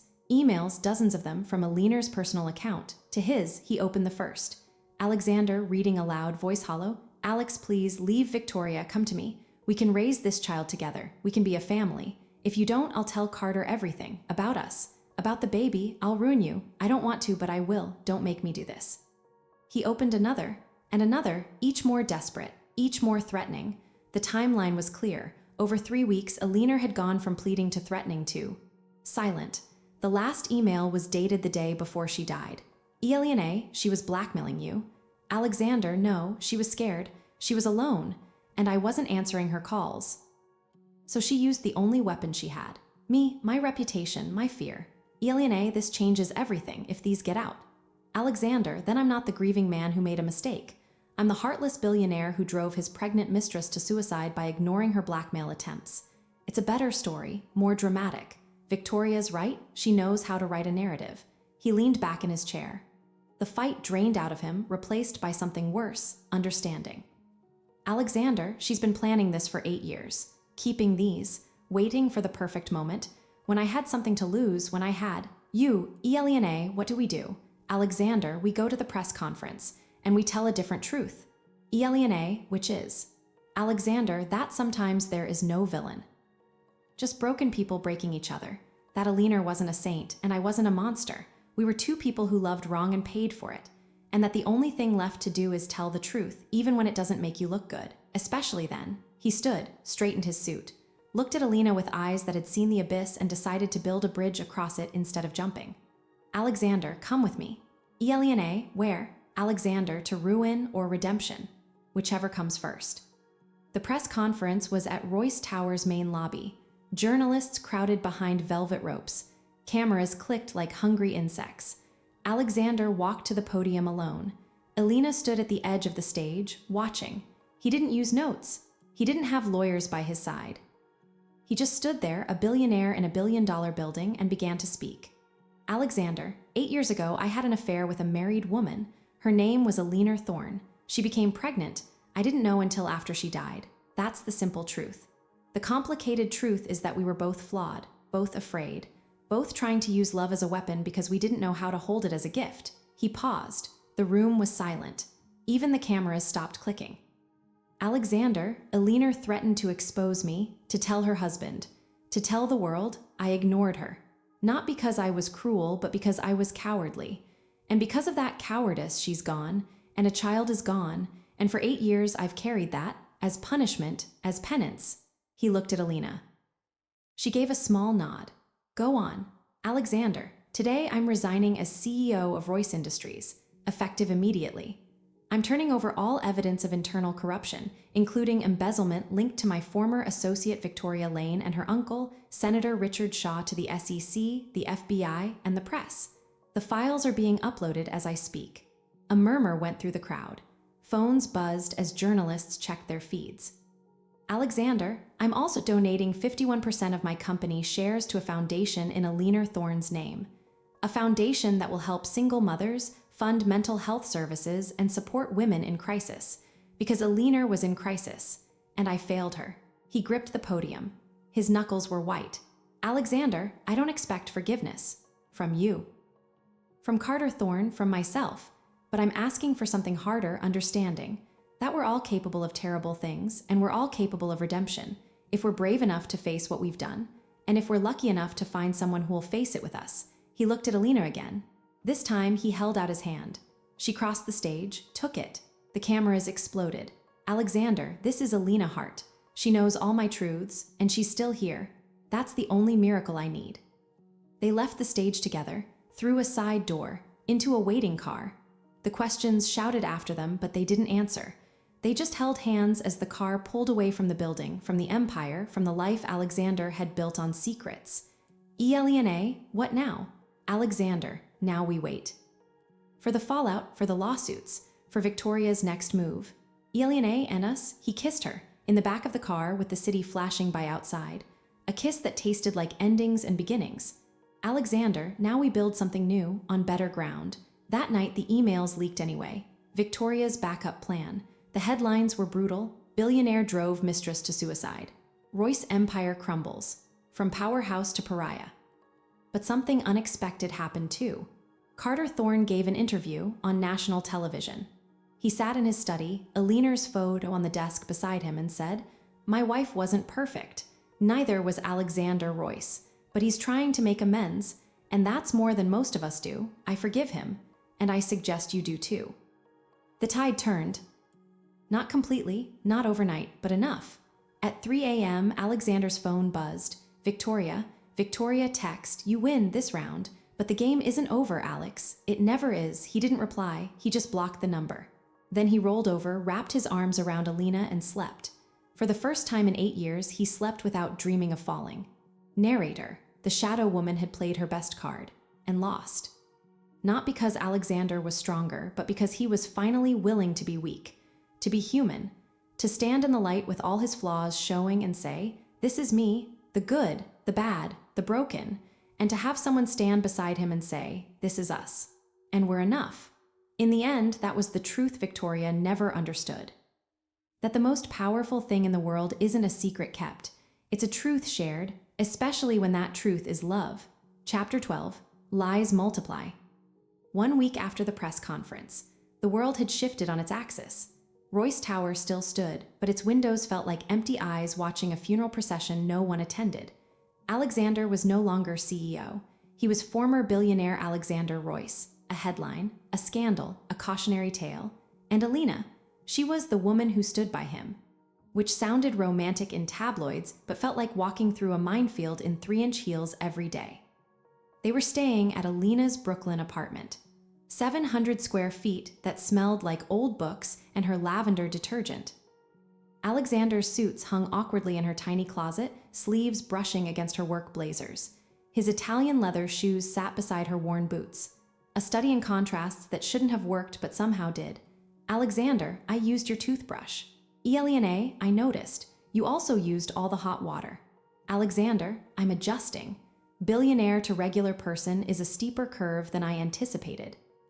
Elena, regular people don't refer to themselves as billionaire to regular person. He smiled, a real smile that reached his eyes.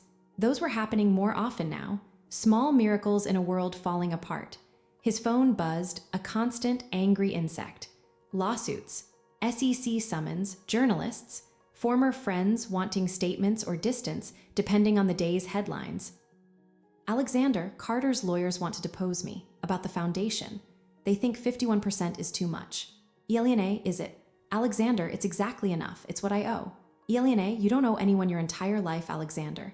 Alexander, don't I? He was standing at her window, watching rain streak the glass. In a gray t-shirt and sweatpants, he looked younger. Less like a titan, more like a man, a tired one. Elena, come back to bed. Alexander, I can't sleep. Elena, then lie down with me, just be still. He came, slid under the covers, his body warm against hers. They lay facing each other in the dark, noses almost touching. Alexander, I keep thinking about the baby, what it would have looked like, if it was a boy or a girl, what I would have named it. Elena, what would you have named it? Alexander, Elena if it was a girl, after her, James if it was a boy, after my grandfather. He was the only decent man in our family. Elena, those are good names.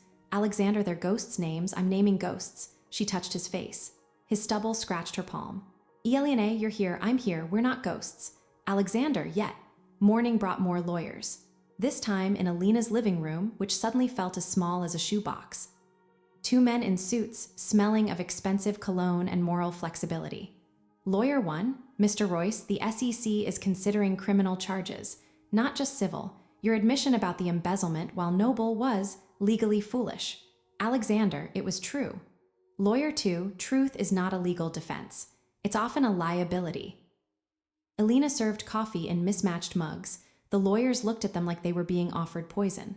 Lawyer 1, there's also the matter of Victoria Lane. She's claiming coercion, that you forced her into the embezzlement scheme, that you threatened her.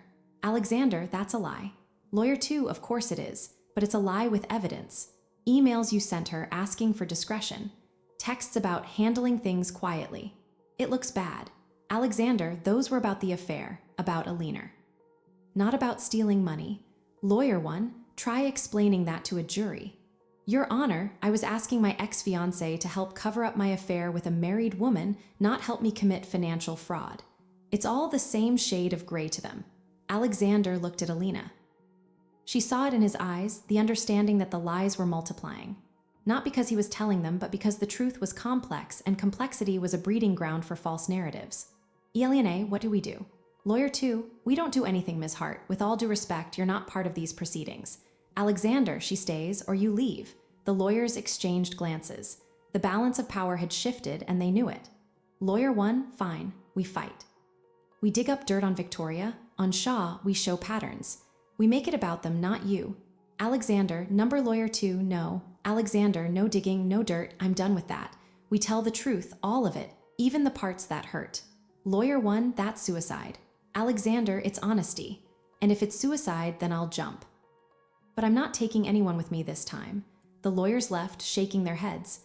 2 more soldiers lost in Alexander's war against his own past. When the door closed, Elena sat beside him on the couch. His head dropped to her shoulder. Elena, they're right, you know, legally. Alexander, I don't care about legally. I care about right. Elena, what's right? Alexander, you, me, the truth, in that order. She kissed his temple, breathed him in. Sandalwood and despair and something new, hope maybe, though it felt fragile. Billionaire, then we fight with truth, but we fight smart. Let me help. Alexander, how?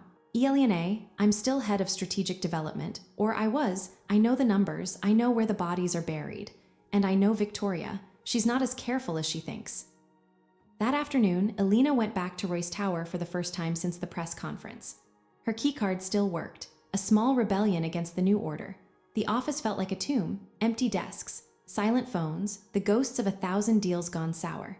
She went to Alexander's old office, now locked, but her office, the one she'd used as head of strategic development, was untouched, like they'd forgotten about her, or were waiting to see which way the wind blew. She sat at her computer, logged in. The system welcomed her like an old friend. For hours, she worked, tracing money, following digital breadcrumbs Victoria had left, thinking no one would ever look, because everyone was looking at Alexander, at the scandal, at the salacious headlines. No one was looking at the boring numbers. Except Alina, and she found it. A pattern, not just embezzlement, money laundering. Through shell companies, through charities, through political action committees. Millions of dollars moving in circles so complex they'd make a mathematician weep. All leading back to one place, Senator Richard Shaw's re-election campaign. Victoria wasn't just stealing from Alexander. She was funding a political empire, and Shaw was protecting her. Alina printed everything, hundreds of pages. Evidence that could put them both away for decades. She was gathering the papers when the door opened. Not a lawyer, not security. Victoria, I wondered when you'd come back. The loyal soldier digging in the rubble for her fallen king. Billionaire, it's over, Victoria, I have everything. Victoria, do you? Or do you have what I wanted you to find? Alina froze. The papers felt heavy in her hands. Victoria, you're smart, Alina, but I've been playing this game since you were in college. Did you really think I'd leave a trail anyone could follow, especially you? Billionaire, it's real, the transactions, the accounts. Victoria, of course it's real, but it's not mine, it's Alexander's. She placed a USB drive on the desk. Tiny, black, innocuous as a spider. Victoria, the original files. Before they were altered. Showing the money came from his accounts, not mine. Showing he set up the shell companies. Showing he's been laundering money for years to avoid taxes, to hide assets, to fund whatever he wanted. Billionaire, you're lying. Victoria, check it. The encryption key is Alina's birthday. He always was sentimental. Victoria smiled, the smile of a chess player who just declared checkmate. Victoria, tell Alexander he has two choices. Take the fall for everything, the embezzlement, the laundering, Alina's death, and go to prison quietly. Or fight and I release this. And he goes to prison loudly with you beside him as an accomplice. Because you knew, didn't you? You found the numbers. You helped him cover it up. That's what the evidence will show. Billionaire, he'll never agree. Victoria, he will if you ask him to, because he loves you, and he'll do anything to protect you, even destroy himself. It's his favorite trick. Victoria left. The click of her heels echoed down the empty hallway like a countdown. Alina sat at her desk, the printed papers before her. The USB drive beside them. Two truths, one real, one fabricated, both deadly. She took out her phone, started to call Alexander. Stopped, because Victoria was right. He would choose to protect her. He would take the fall. He would go to prison for crimes he didn't commit to keep her safe. And she couldn't let him, not after everything. Not after he'd finally started to live. She looked at the evidence she'd found, at the USB drive, at the impossible choice. The lies were multiplying. But so was the love. And somewhere in that equation, she had to find an answer that didn't destroy the man she loved or the woman she was becoming. Billionaire, whispering to the empty office, "Okay, Victoria, you want a war. You've got one." She picked up the USB drive, slipped it into her pocket. Then she gathered her real evidence and walked out, leaving the ghost of Alexander's empire behind her. She had a plan, a dangerous one, a stupid one, but it was hers. And it was true. And in this game of multiplying lies, maybe one truth was all they needed to win. Narrator, lies multiply in the dark. They breed in silence and shame. But Alina Hart had just decided to turn on all the lights. To drag every lie, every secret, every buried sin into the blinding sun. And watch what happened. It might burn them all to ash, or it might be the only way to purify a love built on the rubble of too many lies. The next move was hers, and for the first time, she wasn't afraid. She was angry, and a smart woman's anger is the most dangerous truth of all. Chapter 13, she senses the truth. The USB drive burned in Alina's pocket all the way back to Brooklyn, like a piece of hot coal or a guilty secret. She could feel its weight with every step, every heartbeat. Victoria's parting smile hung in her mind, the satisfied curve of a woman who knew she'd planted a bomb and was already counting down to the explosion. Alexander was cooking when she walked in, or attempting to. He stood at her small stove, wearing an apron that said "Kiss the Cook" in faded letters, staring at a pan of scrambled eggs like they were a complex financial derivative. "Alexander, I'm domesticating. It's terrifying." "Billionaire, you're burning the eggs." "Alexander, I'm giving them character. Billionaire eggs, there. Complex." She almost smiled. Almost. But the USB drive felt heavier. "Billionaire, we need to talk." He turned off the stove. The eggs continued to sizzle mournfully. "Alexander, Victoria. Billionaire, how did you know?"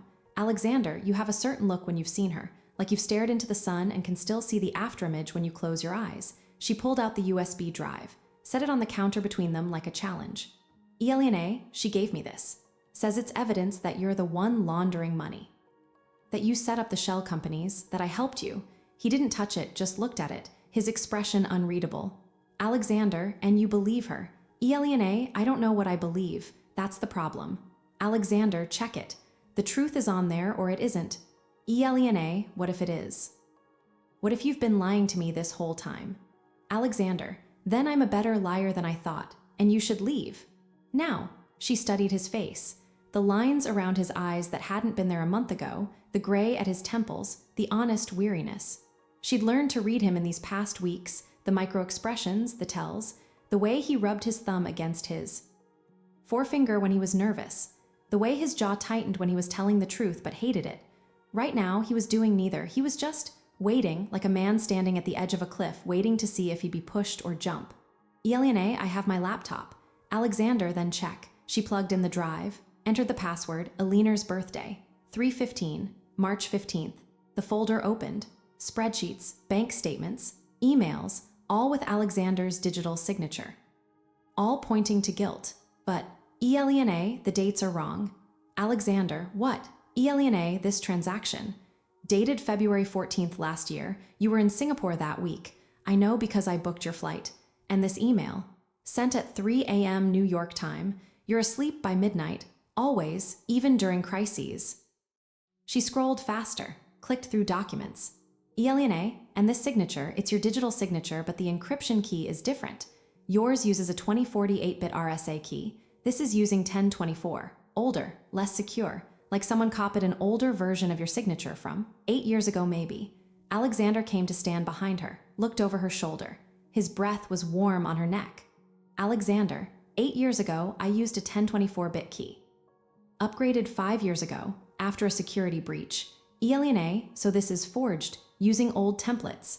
"Alexander, yes, Billionaire, but it's good, really good. Someone put serious work into this." "Alexander, Victoria always had an eye for detail, and access to my old files." Alina leaned back in her chair. The relief was a physical thing, a loosening in her chest she hadn't realized was tight. "Billionaire, she wanted me to doubt you, to think you'd been lying." "Alexander, and do you? Still." She turned to face him, took his hand. His fingers were warm. "Real." "Billionaire, no, I believe you."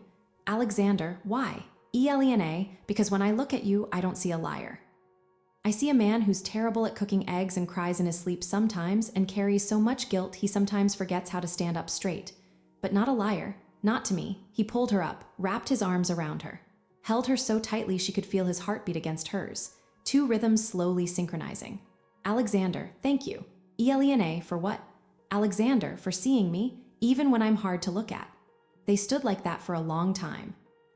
In her tiny kitchen, with the burned eggs cooling on the stove and the forged evidence glowing on her laptop screen. 2 people holding onto each other in a world determined to pull them apart. Then Alina pulled back. Her mind was already racing ahead.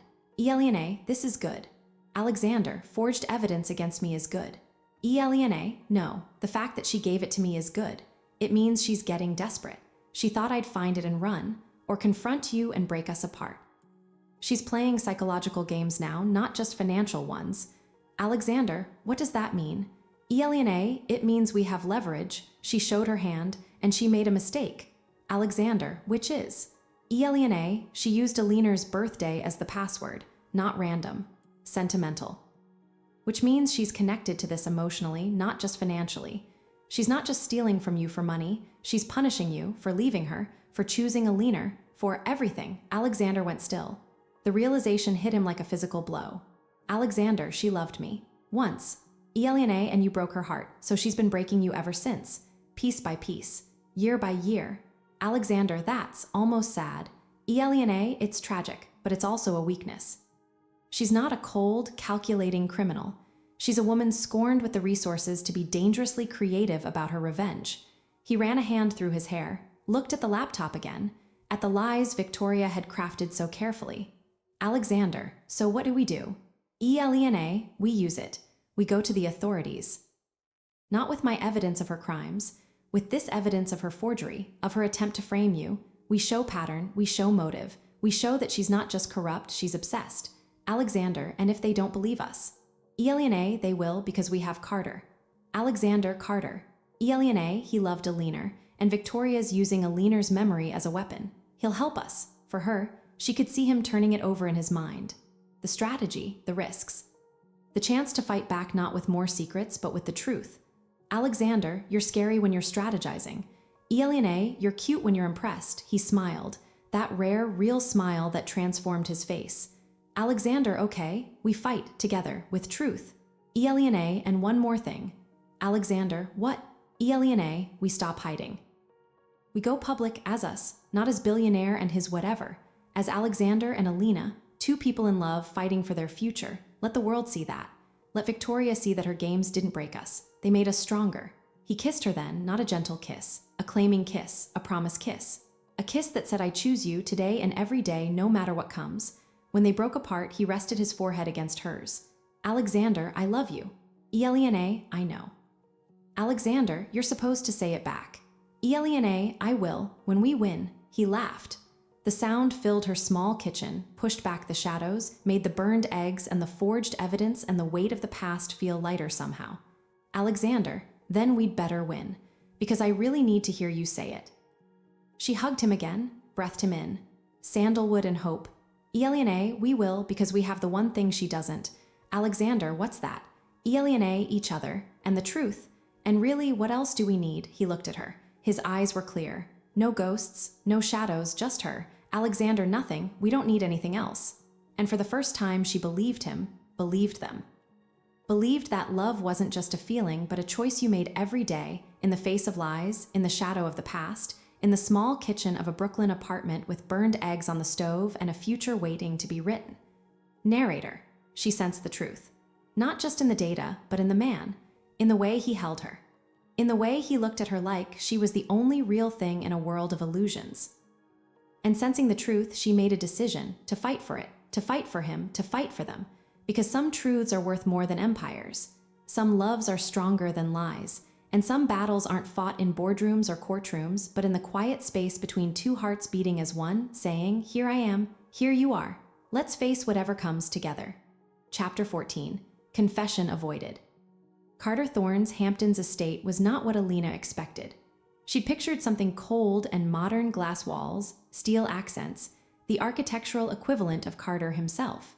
Instead, she found a weathered cedar shingle house tucked into dunes, with wild roses climbing trellises and the Atlantic sighing just beyond the tall grass. Carter met them on the porch, barefoot, wearing faded jeans and a cable-knit sweater. Without the Manhattan armor, he looked like someone's grandfather. Someone kind. Carter, you brought wine. How civilized. Alexander, it's from your vineyard in Napa. I thought you'd appreciate the irony. Carter, I do. Come inside. The wind's picking up. The house smelled of lemon polish and old books. Photographs lined the walls, Carter and Alina, young and smiling on a sailboat. Alina pregnant, hands cradling her belly, looking at the camera with an expression of such hope it made Alina's chest ache. Carter, she loved this house, said it was the only place she could breathe. Alexander, I remember. Carter led them to a sunroom overlooking the ocean. Waves crashed in a rhythm that felt like a heartbeat. Carter, so Victoria's forging evidence, using Alina's memory as a weapon. Tell me something I don't know. Elena, she's scared. That's new. Carter, Victoria's never been scared a day in her life. Elena, she is now, because Alexander has something she thought she'd taken from him, a future with me, and she can't stand it. Carter studied her. His gaze was sharp, assessing. Carter, you're smarter than you look. Elena, and you're softer than you pretend. He almost smiled. Almost. Carter, what do you want from me? Alexander, your help to take her down, for good. Carter, I've been trying to take her down for 8 years. She's slippery. Connected. Elena, not anymore. She overplayed. The forged evidence, it's a federal crime, tampering with an investigation. We have the USB drive. We have the password linked to Elena. We have motive. What we need is someone with credibility to take it to the authorities. Someone whose wife was a victim of her games. Carter poured 3 glasses of scotch, handed them out. The liquid was the color of old honey. Carter, she'll fight dirty. She'll drag Elena's name through the mud. She'll say we're conspiring, that we're bitter, vengeful men using a pretty young thing to settle old scores. Alexander, let her. The truth is on our side. Carter, the truth. Alex, when have you ever known the truth to matter in these things? It's about perception. And right now, the perception is that you're a disgraced billionaire, I'm a cuckolded husband, and Elena is, what? The ambitious mistress playing both sides. Elena set down her glass. The crystal made a sharp sound on the wood. Elena, I'm the woman who loves him, and I'm tired of being a pawn in Victoria's game. So here's what I propose. We don't just go to the authorities. We go to the press with everything, the forged evidence. Victoria's connection to Shaw, the whole story. We make it so big, so public, that hiding it becomes impossible. Carter stared at her. Then he laughed, a rough, surprised sound. Carter, you want to burn it all down. Elena, I want to burn the lies down, so something true can grow in the ashes. Alexander reached for her hand. His fingers laced through hers, a silent show of solidarity. Alexander, she's right. We've been playing defense, trying to protect what's left, but we're losing, because Victoria owns the shadows. So let's bring it all into the light. Every ugly truth, every painful memory. Let the world see what she is, what we've all been. Carter drank his scotch, looked out at the ocean. The light was fading, turning the water the color of bruised plums. Carter, Elena would have liked this plan. She was always theatrical, and she hated shadows. Alexander, then you'll help. Carter, on one condition. Alexander, name it. Carter, you marry her. Silence. The waves crashed. A seagull cried. Elena, what? Carter, you heard me. You marry her. Publicly? Soon. Make it a spectacle. The fallen billionaire and the woman who stood by him. Redemption through love. It's a better story than anything Victoria can spin, and it makes Elena untouchable. If she's your wife, she's not your accomplice. She's your partner, legally, morally, the press will eat it up, and Victoria will choke on it. Alexander looked at Elena. His eyes were wide, uncertain. Alexander, that's not why I want to marry you. Elena, I know. Carter, of course it's not, but it's why you should do it now, while the iron's hot, while people are still watching. Give them a happy ending to root for. It'll protect you. Both of you. Elena's heart was beating too fast. Marriage to Alexander. It was everything she wanted, but not like this. Not as strategy. Elena, and if we say no, Carter, then you're on your own, and Victoria wins because she has no lines she won't cross. And you still do, that's your weakness. Alexander stood, walked to the window, his back was tense. Alexander, you're asking us to turn our relationship into a publicity stunt. Carter, I'm asking you to use what you have to protect what you love. There's a difference. Elena, and after, when the press moves on, when we're just married. Carter, then you get to find out if you actually like each other. Most couples don't get that luxury. They marry for love and spend years discovering they're incompatible. You'll be doing it backwards. It might be better that way. Elena joined Alexander at the window. The ocean stretched to the horizon, endless and wild. He didn't look at her, just stared at the water. Alexander, what do you think? Elena, I think Carter's a manipulative bastard, but he might be right. Alexander, do you want to marry me? Elena, yes, but not like this. Alexander, how then?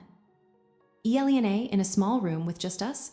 Or on a beach? Or in your terrible penthouse with the empty rooms? I don't care where. I just care that it's real, that it's us. Not a story for the press. He turned to her, took both her hands. His were warm. Steady. Alexander, then that's what we'll do. We'll get married for us.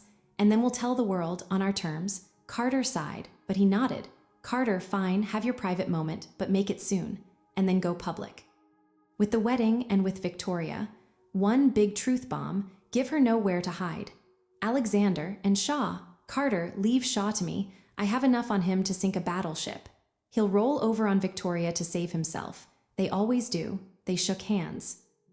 an alliance forged in grief and a shared desire to see a ghost laid to rest. On the drive back to the city, Alina rested her head against the window. The Hamptons faded into darkness behind them. Eliane, are we really doing this? Alexander, getting married? Eliane, all of it. The marriage, the public fight, the burning down of lies. He took her hand, kissed her knuckles. Alexander, yes, but the marriage part first, and just for us. Eliane, when? Alexander, tomorrow. She sat up.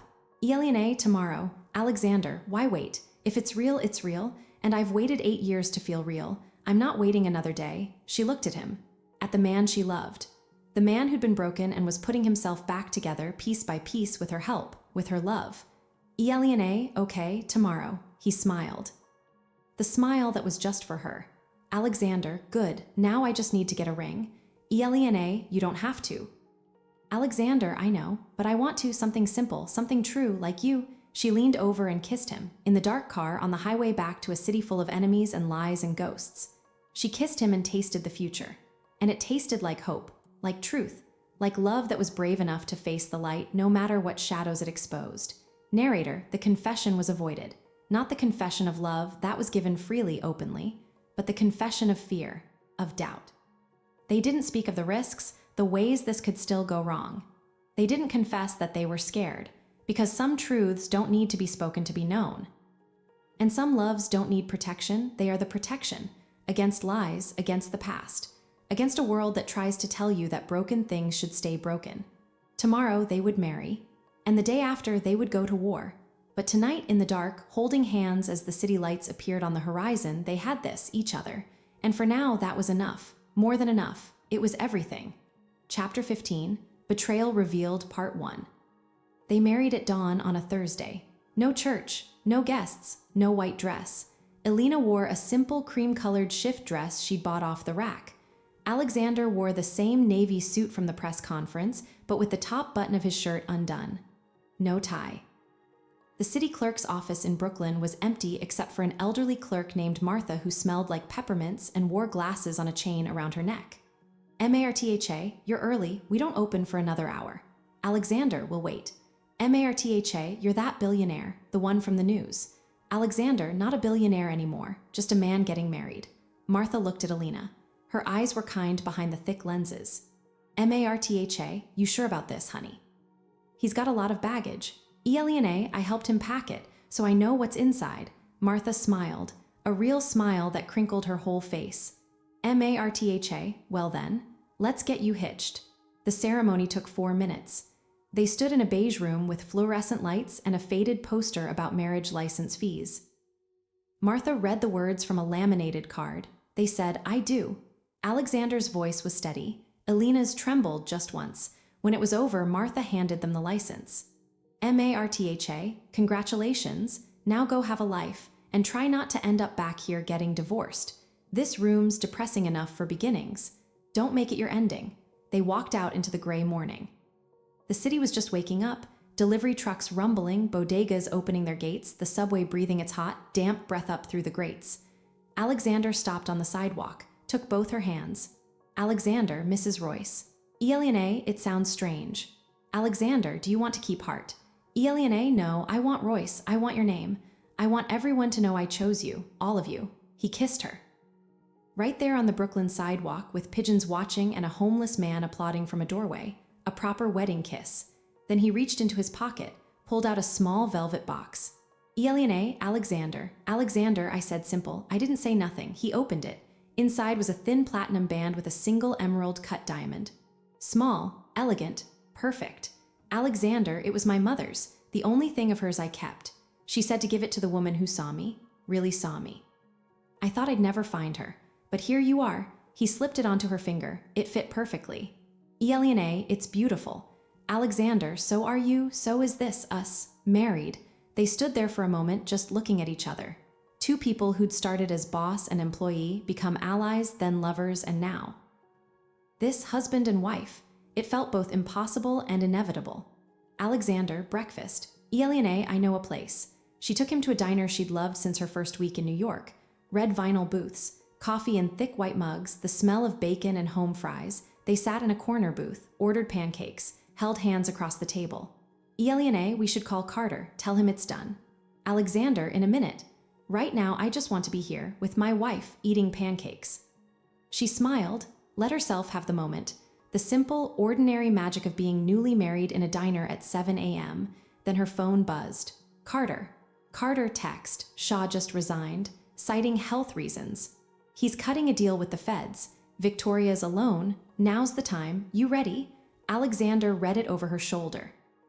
Alexander, that was fast. Eliane, Carter doesn't waste time. Alexander, neither do we. He paid the bill, left a tip that made their waitress cry. Then they walked out into the morning, hand in hand, ready to start the second part of their day, the war. Carter's townhouse on the Upper East Side was all dark wood and leather, like a men's club that had forgotten to admit any members. He was waiting in his study, 3 laptops open on his desk. Carter, the press conference is at noon. At the plaza, I've already tipped off the major networks. They'll be there. Alexander, what are we saying? Carter, the truth. That Victoria Lane, with help from her uncle Senator Shaw, has been engaged in a years-long campaign of fraud, embezzlement, and psychological manipulation.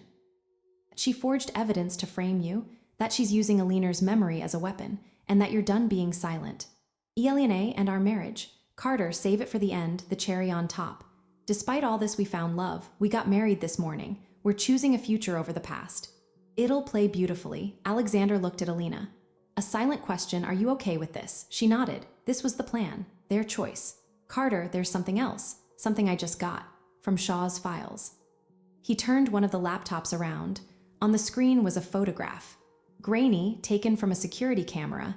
It showed Victoria, 8 years younger, standing outside the St. Regis. The night Alina died, and she wasn't alone. She was with a man. Tall, broad-shouldered.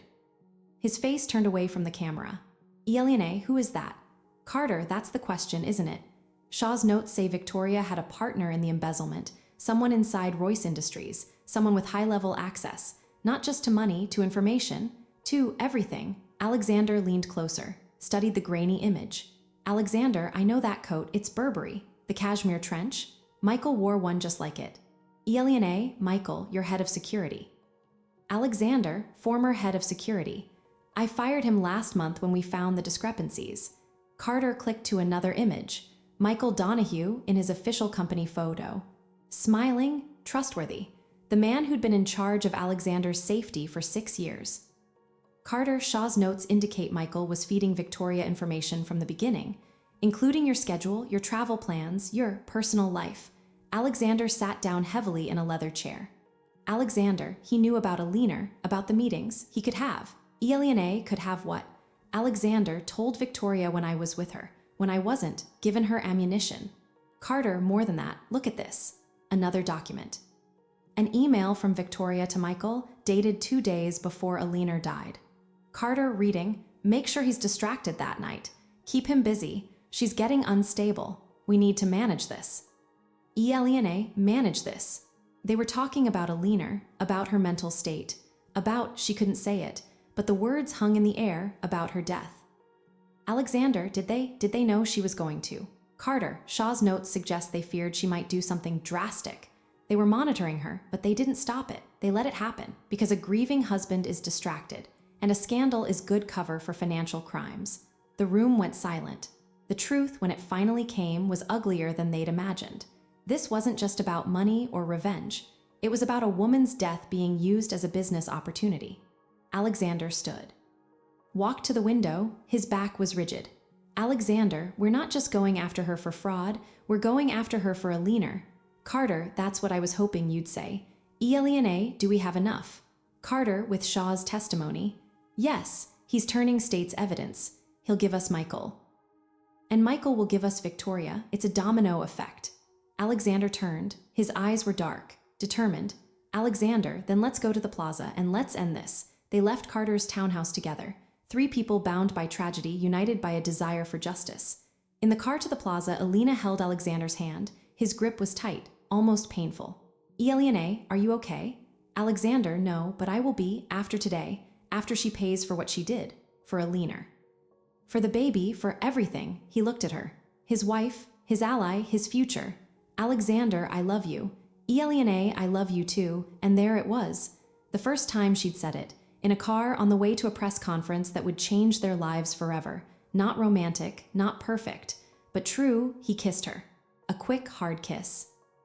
A promise, a thank you. Then the car stopped. The Plaza Hotel loomed before them. Cameras, reporters, a crowd already gathering. Carter got out first, then Alexander, then Alina. They walked up the steps together, a united front, ready to tell the truth, ready to fight, ready to begin their married life by ending a war that had started long before they met. Narrator, the betrayal was revealed. Not completely, not yet. But the first layer was peeled back, showing something rotten underneath. Victoria wasn't just a scorned woman or a clever thief. She was something darker. And the man Alexander had trusted to keep him safe had been helping her all along. The press conference would start in minutes. The truth would be told. But some truths are like shattered glass. Once broken, they can never be put back together the same way. And the people holding the pieces often get cut. The question wasn't whether they'd win. The question was, what would be left of them when they did? Chapter 16, Passion vs. Reality. The Plaza's ballroom was a sea of lights. Camera flashes popped like fireworks, blinding them as they walked to the podium. Carter took the lead, his presence commanding immediate silence. Alexander and Alina stood slightly behind him, hands clasped so tightly their knuckles were white. Carter, thank you all for coming. What you're about to hear will shock you. It shocked me. And it's time the world knew. He laid out the evidence with the precision of a prosecutor, the forged documents, the USB drive, Victoria's connection to Shaw, the security photo of Michael Donahue outside the St. Regis. Each revelation landed like a hammer blow. The room went from curious to horrified. Journalists stopped taking notes, just stared. Camera operators forgot to zoom. The story had just shifted from financial scandal to something darker, something criminal. Then Carter stepped aside, nodded to Alexander. Alexander, 8 years ago, a woman died. Her name was Alina Thorne. She was pregnant. She was in pain, and the people who should have helped her used her for money, for power, for revenge. His voice didn't shake, it was steady, clear, a man speaking truth after years of silence. Alexander, I failed Alina, I know that. I've lived with that every day. But what I didn't know, what I've just learned, is that others failed her too, deliberately, calculatedly, and they've been hiding behind my guilt ever since. He looked at Alina, drew her forward. Her legs felt like water, but she stood beside him. His wife. Alexander, this is Alina. She saw through the lies when no one else did. She found the truth when everyone told her to stop looking. And this morning, she married me. Not the billionaire, not the broken man, just me. And together, we're going to make sure no one else gets hurt by Victoria Lane's games. The room exploded. Questions shouted from every direction. When did you get married? Is this a publicity stunt? Do you have evidence of criminal negligence in Alina Thorne's death? Carter stepped back to the microphone. Carter, all evidence has been turned over to the FBI. Senator Shaw is cooperating with investigators. Michael Donahue is in custody as of 30 minutes ago. This isn't a story anymore. It's a federal case. He paused. Let that sink in. Carter, and as for the marriage, sometimes love happens in the middle of a war. Sometimes the bravest thing you can do is choose happiness when the world wants you to choose bitterness. They've chosen each other. Respect that. With that, Carter turned and walked off the stage. Alexander and Alina followed, leaving the chaos behind. In the green room, Carter poured 3 glasses of water. His hand was shaking. Carter, that went well. Elena, well, they were shouting. Carter, they were listening. That's what matters. Alexander sat on a couch, elbows on his knees, head in his hands. Alexander, Michael, all those years, he knew everything. He protected me, he said, and the whole time. Elena, he was protecting her. Alexander's phone buzzed. Unknown number, he answered on speaker. Michael's voice, raw, broken. Alex, I'm sorry, I'm so sorry. Alexander, why, Michael? Just tell me why. Michael, she had something on me. From before I worked for you. I was young, stupid. She threatened to expose me. Said she'd ruin my family, and then, once I started, I couldn't stop. The money was good. The power. Knowing things I shouldn't know. Alexander, did you know about Alina? That night, a long pause. Then a sob. Michael, Victoria said she was unstable, that she might do something, but I didn't think. I swear, Alex, I didn't think she'd. Alexander, but you didn't check, you didn't call for help. Michael, I was following orders. Alexander, whose orders? Michael, Victoria's, always Victoria's. Alexander hung up, threw his phone across the room. It hit the wall and shattered. Alexander orders. He was following orders. Carter placed a hand on his shoulder. Carter, he'll testify. He'll give us Victoria. Alexander, it won't bring her back. Nothing will. Elena knelt before him. Took his face in her hands. Elena, no, it won't, but it will bring justice. And sometimes that's all we get. And sometimes it's enough. He looked at her. His eyes were haunted, but they focused on her, on the present, on her. Alexander, take me home. Their apartment in Brooklyn felt different when they returned. Smaller, more real. The wedding license sat on the coffee table. The ring glittered on Elena's finger. Alexander went straight to the shower, stayed there for a long time. When he came out, his skin was pink from scrubbing, like he was trying to wash away the day. The guilt, the truth. Elena had ordered Chinese food. They ate on the floor, using the coffee table as a dining table. No words, just the clink of chopsticks and the distant sound of sirens. Finally, Alexander spoke. Alexander, I keep thinking about the baby, our baby. If we have one, will I be a good father, or will I be like my father? Absent. Selfish. Elena, you won't be like your father. Alexander, how do you know? Elena, because you're already asking the question. Your father never did. He set down his chopsticks. Reached for her hand. Alexander, today was supposed to be about us, our wedding day, and instead it was about truth. That's not a bad way to start a marriage, with truth. Alexander, I wanted it to be perfect. Elena, perfect is boring. This is real, and I'll take real over perfect any day. He pulled her onto his lap, wrapped his arms around her, held her like she was the only solid thing in a world that kept shifting. Alexander, make love with me. Elena, now. Alexander, yes, before the world crashes in again, before the lawyers call, before the next headline, just us. Just now, they didn't make it to the bedroom. They made love right there on the living room floor, surrounded by takeout containers and wedding paperwork and the shattered pieces of Alexander's phone. Wasn't gentle, it was desperate, hungry, two people clinging to each other as everything else fell apart. His hands were rough on her skin, her nails dug into his back. There were tears mixed with kisses, promises whispered into sweat-slick skin. After they lay tangled together on the rug, breathing hard, the reality of the day settled over them like dust. Elena, do you think she's watching? Victoria, Alexander, probably, and she's furious, which means she'll do something stupid. Soon. Elena, are you afraid? Alexander, for me, no, for you, yes. Elena, don't be, I can handle her. Alexander, that's what I'm afraid of, that you'll try to handle her alone, that you'll get hurt protecting me. Elena, that's what marriage is, isn't it? Protecting each other. He kissed her forehead. A soft kiss. Tender. Alexander, I don't deserve you. Elena, stop saying that. You do. We deserve each other, flaws and all. His phone, the landline, because his cell was in pieces, rang.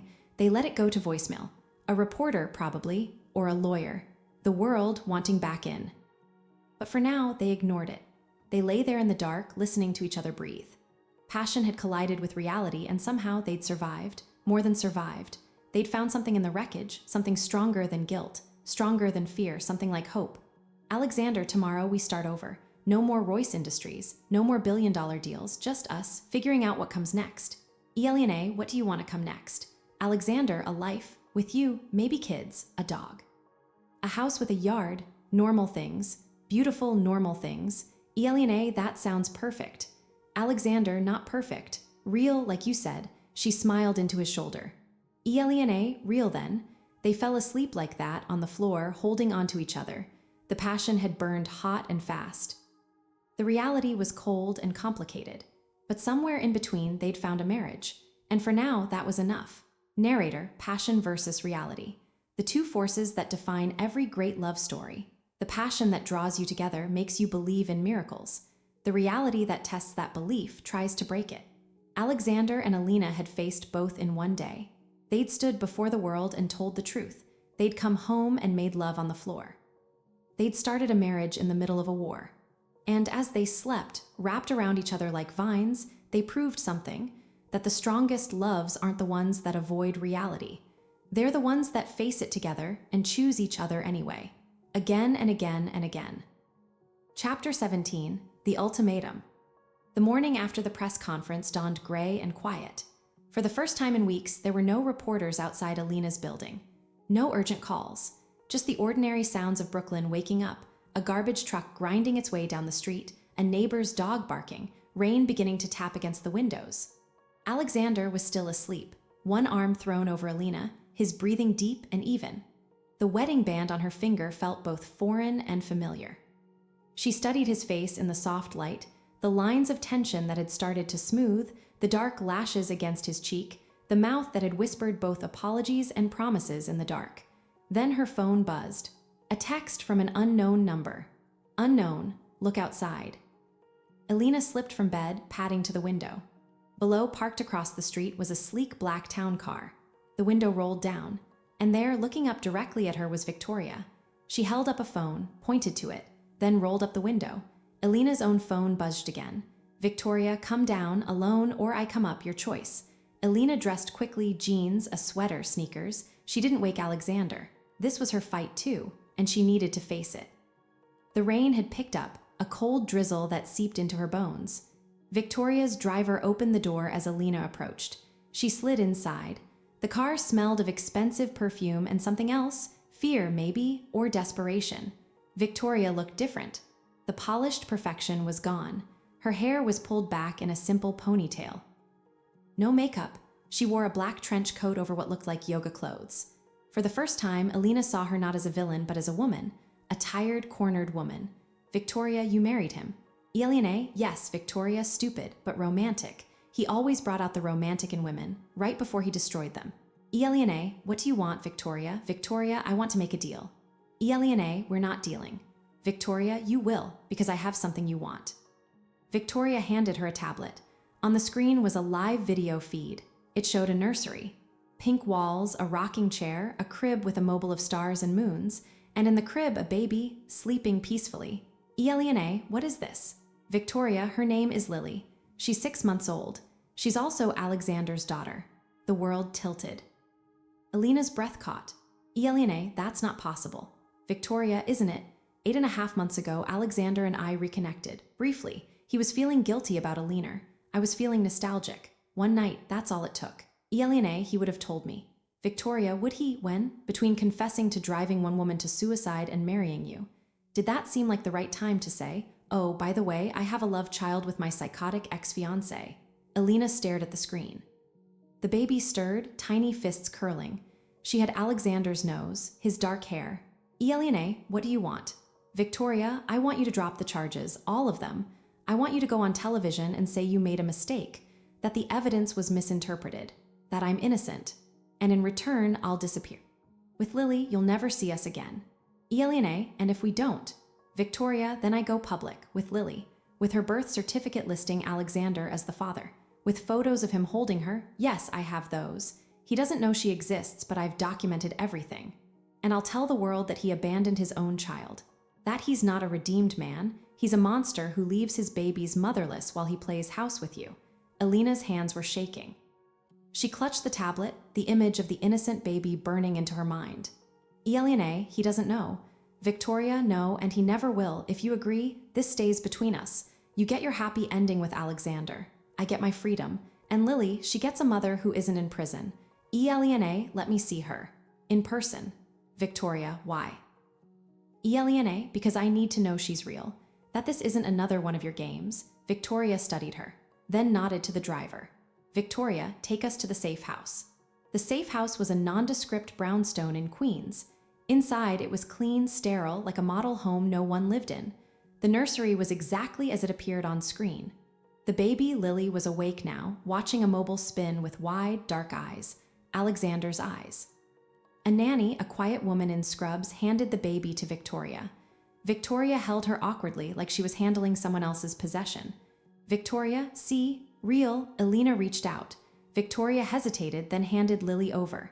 The baby was warm, solid. She smelled of powder and milk. She looked up at Alina, curious, then nestled into her shoulder with a soft sigh. Billionaire, she's beautiful. Victoria, she is, and she deserves better than a mother in prison or a father who's a national disgrace. Alina rocked Lily gently.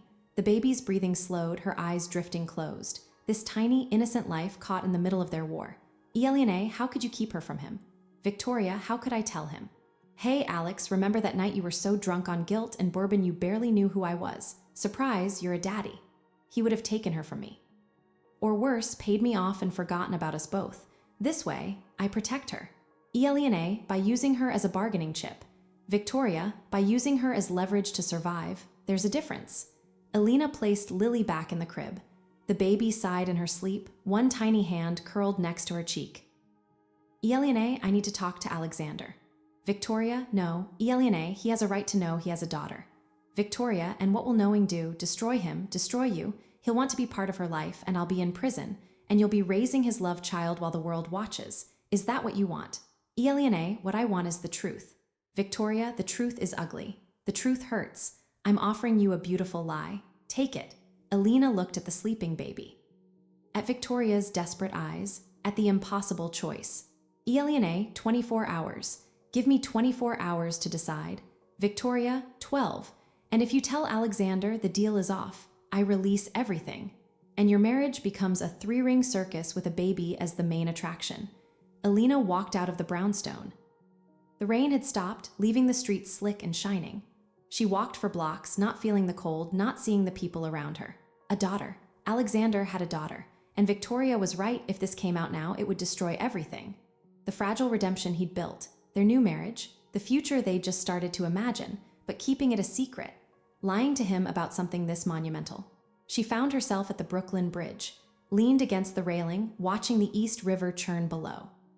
Gray water, gray sky, no clear answers. Her phone buzzed. Alexander. Alexander, where are you? I woke up alone. Elena went for a walk, needed air. Alexander, come home, I'll make coffee. We'll figure out today together. That was the word that broke her.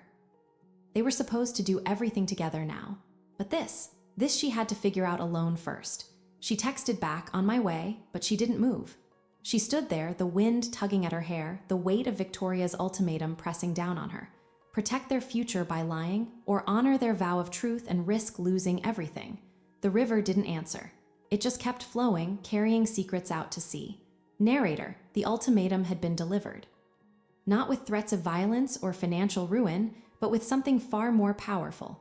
A child. An innocent life caught in the crossfire of old wounds and new betrayals. Elena stood on the bridge between truth and protection, between the man she loved and the secret that could break him.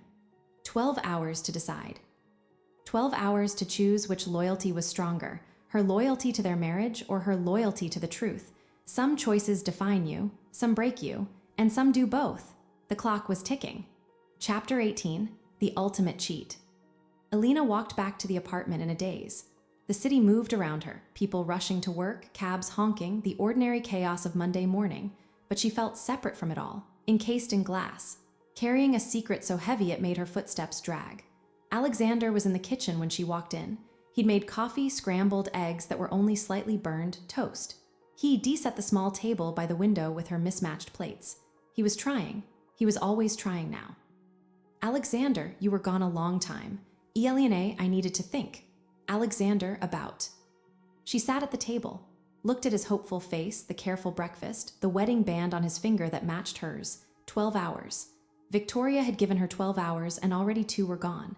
Elena, Alexander, I need to ask you something, and I need you to tell me the truth, no matter what. He sat across from her. His expression grew serious. Alexander, always. Elena, 8.5 months ago, you and Victoria, did you see each other?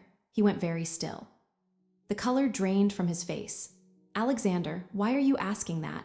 Elena, just answer. He looked down at his hands. The hands that had held her, touched her, made her his wife just yesterday. Alexander, once, it was after a board meeting. I was drunk on guilt, on grief, she was there. And for a moment, I wanted to go back. To before everything got complicated, before Elena, before the lies, it was stupid, and it meant nothing. Elena, did you use protection? His head snapped up, his eyes wide. Alexander, Elena, what is this? Elena, did you? Alexander, I don't remember, I was drunk. It was fast, meaningless. Why does it matter? She took a deep breath, let it out slowly. The secret wanted to stay inside to protect him, to protect them, but she'd promised him truth. And she'd promised herself she wouldn't become another person keeping things from him. Elena, Victoria has a baby, a little girl, 6 months old. She says it's yours. The words hung in the air. They seemed to suck all the oxygen from the room. Alexander stared at her, uncomprehending. Alexander, that's not possible. Elena, the timing fits. Alexander, she's lying. It's another game. Eliane, I saw her, Alexander. I held her. She has your nose, your eyes. He stood up so quickly his chair tipped over. He walked to the window, back to her, his shoulders tense. Alexander, why would she keep this from me? Why tell you? Eliane, she's giving us an ultimatum. We drop all charges against her. We retract our statements. We let her walk away. And in return, she disappears with the baby. We never have to see them again. Alexander, and if we don't? Eliane, she goes public. Tells the world you abandoned your child. Destroys everything we've built. Everything you've tried to become. He turned. His face was a mask of pain and fury. Alexander, you saw her. You held her. And you didn't tell me immediately. Eliane, I'm telling you now. Alexander, after you made a deal with her to keep it from me. Eliane, I didn't make a deal. I asked for time to think. Alexander, think about what? Whether to lie to me, whether to keep my own child a secret from me. Eliane, I was trying to protect you. Alexander, I don't need protection. I need the truth, especially about this. His voice broke on the last word. He ran a hand through his hair, his breathing ragged. Alexander, a child, my child, and she's been. He couldn't finish. The implications were too enormous. A baby, his baby, raised by Victoria, used as a pawn. Eliane, what do you want to do? Alexander, I want to see her. I want a DNA test. I want. God, I don't know what I want, but not this, not a secret, not a bargain. Eliane, if we fight her, she'll destroy us. Alexander, let her try. Eliane, Alexander, think about it. Our marriage is 1 day old. The public barely accepts us as it is. If this comes out that you have a secret love child with the woman you're trying to put in prison, they'll crucify you. They'll say everything was a lie. The redemption, the marriage, all of it. Alexander, so we lie. We let Victoria go free. We let her take my daughter and disappear. After everything she's done. Eliane, I'm not saying we should. I'm saying we need to think. Alexander, there's nothing to think about. She's my daughter. If she's mine, and I'm not letting Victoria use her as a weapon. He grabbed his coat. Eliane, where are you going? Alexander, to see my daughter, if I have one. Eliane, she won't let you. Alexander, then I'll make her. He was out the door before she could stop him. The sound of it slamming echoed through the small apartment. Elena sat at the table, the cold eggs congealing on her plate, the coffee growing cold in her mug. She told him the truth, and it had broken something between them. The trust, maybe, or the illusion that their love could conquer anything. Her phone buzzed. Victoria, you told him. I warned you. Elena, he had a right to know. Victoria, now you've signed her death warrant. Elena's blood went cold. Elena, what does that mean? Victoria, it means if he comes here, if he tries to take her, I'll disappear. And I'll take her somewhere he'll never find us. Somewhere you'll never find us. Is that what you want? For her to grow up without a father because you couldn't keep a secret? Elena typed back, her fingers trembling. Elena, don't you dare hurt that child. Victoria, I'm her mother. I would never hurt her, but I will protect her. From him, from you, from this mess you've made. Elena stood, grabbed her own coat. She had to stop Alexander. She had to fix this. But as she ran down the stairs, as she hailed a cab, as she gave the driver the address in Queens, she knew some things can't be fixed.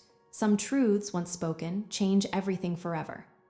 This was the ultimate cheat, not Victoria's lie, not Alexander's one-night mistake, but the cruel twist of fate that had given them a chance at happiness, only to dangle a child, an innocent, beautiful child, as the price of keeping it. The cab sped through the city. Elena watched the streets blur by. She thought of Lily's tiny hand curled in sleep, of Alexander's shattered expression, of the wedding band on her finger that suddenly felt like a shackle. Love wasn't supposed to be this hard. Redemption wasn't supposed to cost this much. But then, maybe that was the point. Maybe real love, real redemption, costs everything, and you only know it's real when you're willing to pay. Narrator, the ultimate cheat wasn't infidelity or fraud or betrayal. It was life itself, creating new complexities out of old mistakes. A child, a living, breathing consequence of a moment of weakness. Alexander was racing toward a truth that could break him. Elena was racing to stop him, to protect them. And Victoria waited, a mother wolf guarding her cub, ready to destroy everything if threatened. Some games have no winners. Some choices have no right answers. And some loves are tested not by fire, but by the quiet, devastating weight of a secret no one wanted to keep, but everyone would pay for anyway. The point of no return wasn't ahead. It was here, now, in a cab racing toward Queens, in a heartbreaking in a Brooklyn apartment, in a nursery where a baby slept, unaware that her very existence was about to tear 3 lives apart. Chapter 19. The Truth Explodes. Alina's cab pulled up to the Queen's brownstone just as Alexander was getting out of his own car. He'd driven like a madman, weaving through traffic, his face set in grim determination. He didn't look at her as she ran toward him. Didn't acknowledge her at all.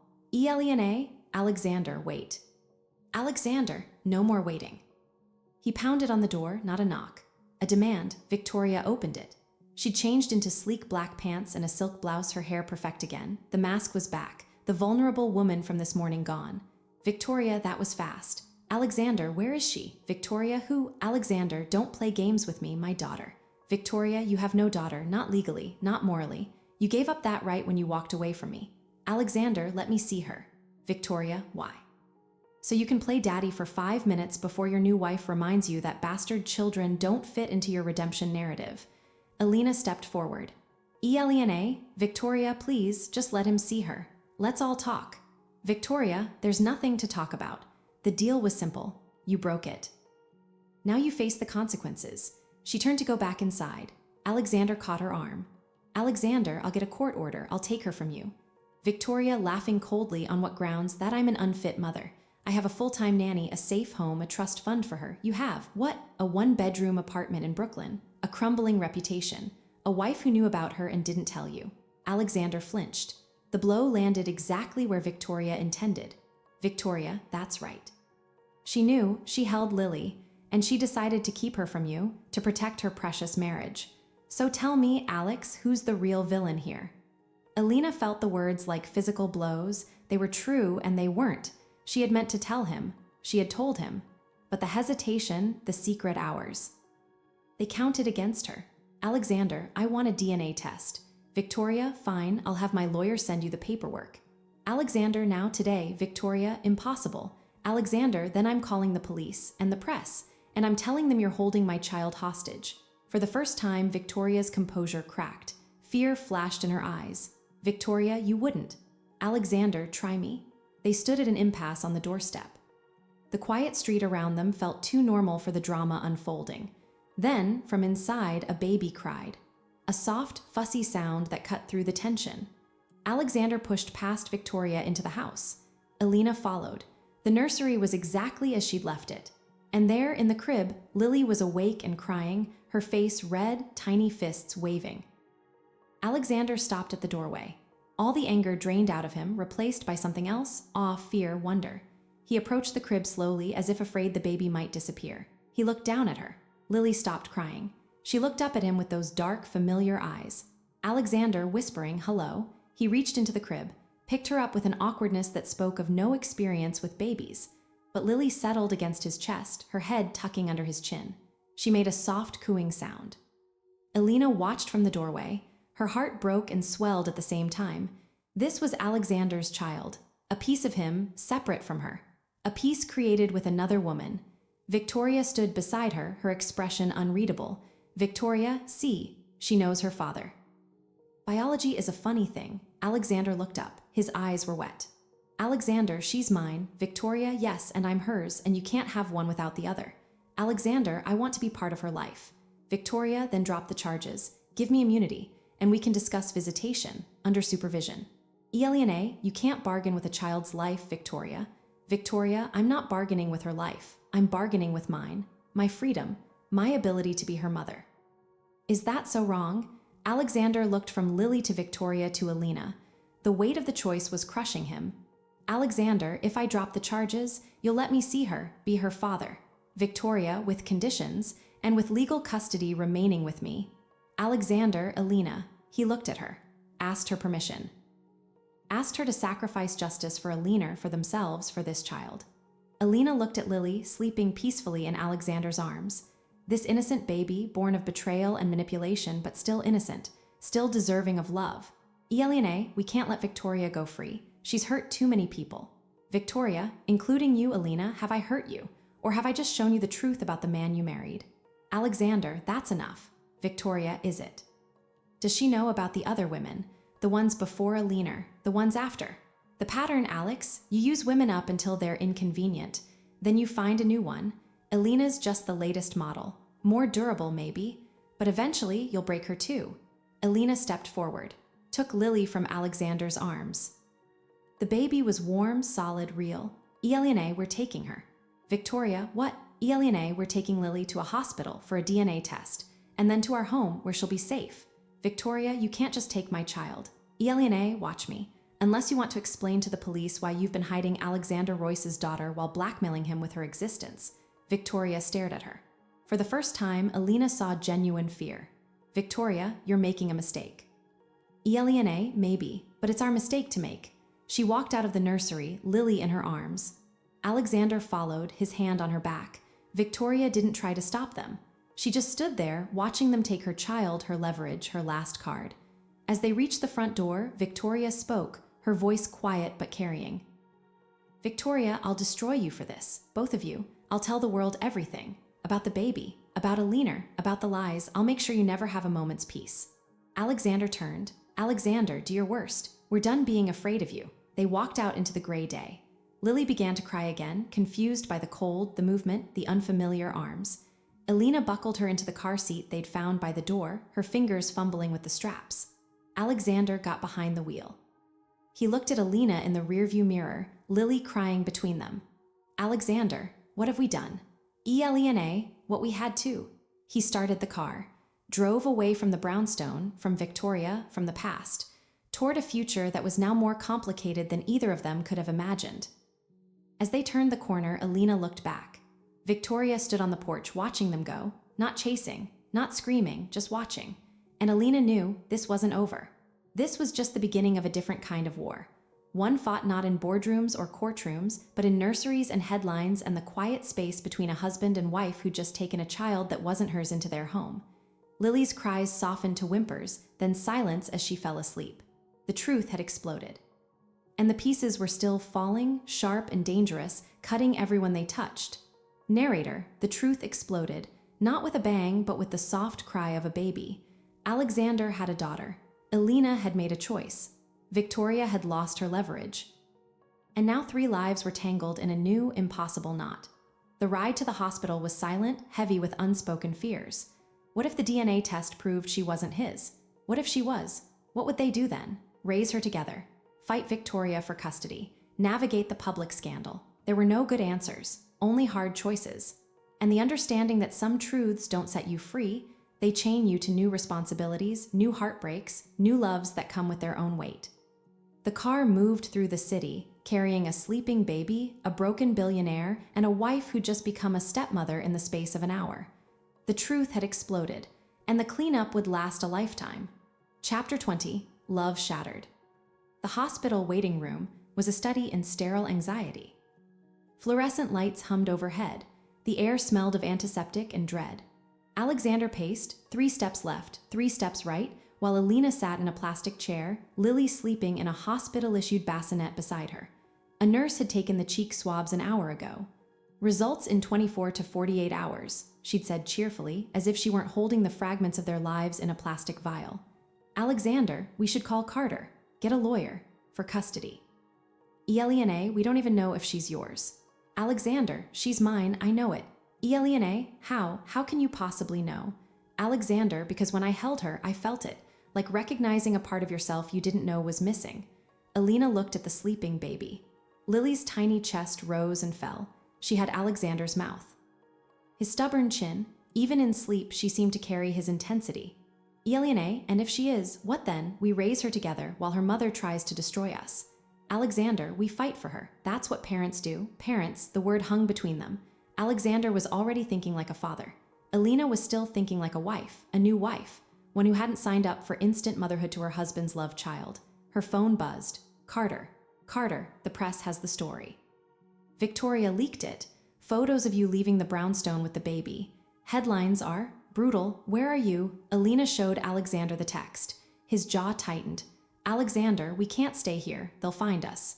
Elena, where can we go with a newborn? Alexander, Carter's Hampton's house. It's secure. Private. As they gathered Lily's things, the hospital blanket, the diaper bag Victoria had packed, Alina's own phone began to ring. Then Alexander's, then both at once. Reporters, lawyers, unknown numbers. They silenced them. Bundled Lily into her car seat. slipped out through the hospital's service entrance just as the first news vans arrived. The drive to the Hamptons was silent except for Lily's occasional fussing. Alexander drove with a focused intensity, his eyes on the road, his hands white-knuckled on the wheel. Alina watched the city give way to suburbs, then to open highway, then to the winding roads of the East End. Carter was waiting on the porch. He looked older in the fading light. Tired. "Carter, come inside. The staff has been sent home. It's just us." The house felt different at night. Bigger, emptier. Carter led them to a guest suite with a crib already set up, an antique thing that looked like it had been in the family for generations. "Carter," Alina picked it out. Well, never mind, it's here, use it." Alexander placed Lily in the crib. She stirred, sighed, settled. "Carter, the DNA test." "Alexander, tomorrow or the next day." "Carter, and until then." "Alexander, we wait." "Carter, no, you plan, because Victoria isn't waiting. She's already giving interviews, saying you kidnapped Lily, that Alina threatened her, that you're unstable, unfit."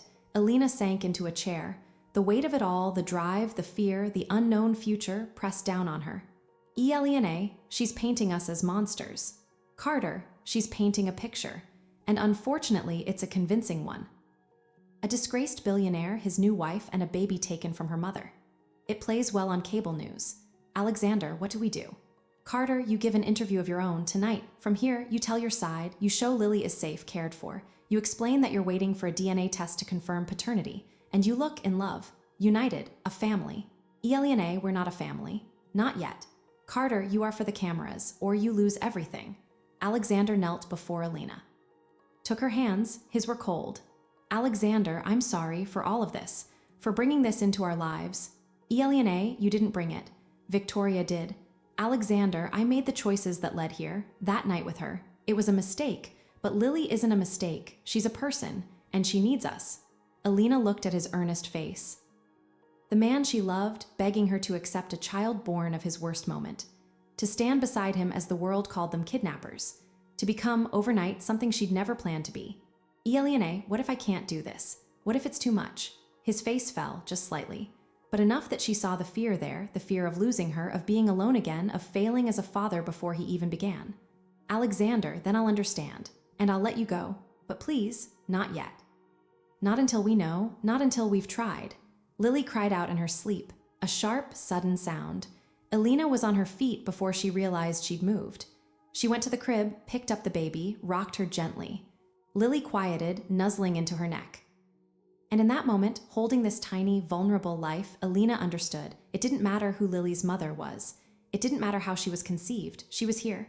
She was real, and she needed someone. Maybe that someone could be her. "Elena, we'll do the interview." "Alexander, are you sure?" "Elena, no, but we'll do it anyway."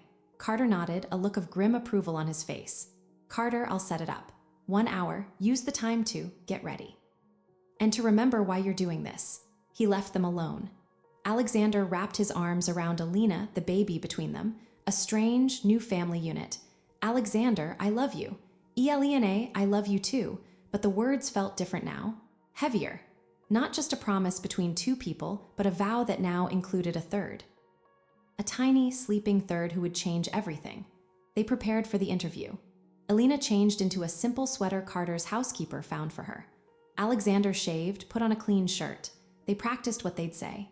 The truth, but carefully curated. The right amount of remorse, of hope, of unity. When the camera crew arrived, a single reporter and a cameraman, vetted by Carter, they sat together on the sofa, Lily in Alina's arms, awake and curiously watching the lights. The reporter, a serious woman with kind eyes, asked the expected questions. Alexander answered with a raw honesty that surprised even Alina. He admitted his mistakes, his guilt, his desire to do right by Lily, whatever the DNA said. Then the reporter turned to Alina. "Reporter, Alina, you've been married less than 48 hours. And now you're caring for a baby that may be your husband's child with another woman. How does that feel?" Alina looked down at Lily. The baby stared back, her dark eyes wide. "Elena, it feels overwhelming and sacred. This little life didn't ask for any of this. She just needs to be loved, and we can love her. However the tests come back, whatever happens next, we can love her. That's the only truth that matters right now." The reporter smiled, a real smile. "Reporter, that's a beautiful way to look at it." The interview ended. The crew packed up. Carter saw them out. When they were alone again, the house was quiet. Too quiet. Alexander took Lily, laid her in the crib, then he turned to Alina. Alexander, you meant what you said. About loving her. Elena, yes. Alexander, even if. Elena, even if she's innocent. And she's part of you, and I love you, so yes, he kissed her. A deep, grateful kiss that held all the fear and hope of the day. They fell into bed exhausted, but sleep didn't come. They lay in the dark, listening to Lily's soft breathing from the crib. Alexander, what if the test says she's not mine? Elena, then we help her find her real father. And we say goodbye. Alexander, and if she is mine? Elena, then we fight for her. Together. He pulled her closer. She rested her head on his chest, listened to his heartbeat. Alexander, I don't deserve you. Elena, stop saying that. We deserve each other. The good and the bad, all of it. Outside, the wind picked up, rattling the windows. A storm coming in from the ocean. Inside, 3 people, a broken man, a brave woman, and a sleeping baby, held onto each other in the dark. Love hadn't shattered. It had bent, stretched, transformed into something stronger, something that could withstand even this. Narrator, love shattered. No, love remade. Into something wider, deeper, capable of holding more than just 2 people. The interview would air in the morning. The world would judge. Victoria would rage. The DNA results would come. But in a quiet room by the sea, a new family was being born, not from biology or legality, but from choice. From the decision to love even when it's hard. Especially when it's hard. The pieces of their old lives lay around them, sharp and broken. But from those pieces, they were building something new, something real. And sometimes, that's the only redemption that matters. Not erasing the past, but building a future from its ruins. Together. Chapter 21, She Walks Away. The interview aired at 7 a.m. By 7:15, the narrative had shifted. The public, ever fickle, swung from outrage to sympathy. Photos of Alina cradling Lily, of Alexander's raw confession, of the 3 of them looking like a family, however unconventional, played on a loop. The story was no longer billionaire kidnaps love child, but atonement through fatherhood. Victoria's credibility cracked under the weight of their united front, but Victoria wasn't finished. At 9 a.m., while Alexander was giving Lily a bottle under Carter's watchful guidance, Alina's phone buzzed with a new email. From Victoria. Attached were screenshots of text messages between Alexander and Victoria from 8 months ago, the night they'd been together. Alexander, I'm drowning, I need to forget. Victoria, come over, I'll help you forget. Alexander, this doesn't mean anything. Victoria, it never does with you, does it? And then, the next morning. Alexander, last night was a mistake. Victoria, everything with you is a mistake, but I keep making them. Alina read them on the porch, the cold salt air biting her cheeks.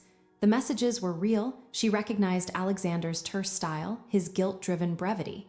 They painted a picture of a man using a woman to numb his pain, then discarding her. A pattern, Victoria had said. Was this the pattern? She didn't confront him immediately. She watched through the window as he fed Lily, his large hands surprisingly gentle with the tiny bottle. He was whispering to the baby, his expression soft. A good father, maybe, but what kind of man? Carter found her outside. Carter, you've seen them. Elena, how did you know? Carter, she sent them to me too, and to 3 major news outlets. They'll run them by noon. Elena, are they real? Carter, yes, I verified with Alexander's phone records. They're real. Elena, he said it was once. A mistake. This looks like a conversation, a planned, whatever it was. Carter, people in pain do ugly things. They use each other. He used her. She's using this. It's the same coin, different sides. Elena, I'm tired of his pain being an excuse. Carter studied her. His eyes, so like Alina's in certain lights, held understanding. Carter, then walk away. Elena, what? Carter, if you can't handle the weight of his past, walk away. Now, before the baby is officially his, before you're legally tied to this mess, save yourself. Elena, you don't mean that. Carter, I do. Alina didn't walk away. She stayed, through his lies, his betrayals. And where did it get her? A hotel room and a bottle of pills. Don't follow her path, Alina. Be smarter. Alina looked back inside. Alexander was kissing Lily's forehead, a tender gesture that made her heart ache. He was trying. He was really trying. But trying wasn't enough. Not anymore. Not with these texts. Not with the constant, exhausting drama. She walked back into the house. Alexander looked up, smiled. The smile faded when he saw her face. Alexander, what's wrong? She showed him the phone. He read the texts, his face pale. Alexander, they're out of context.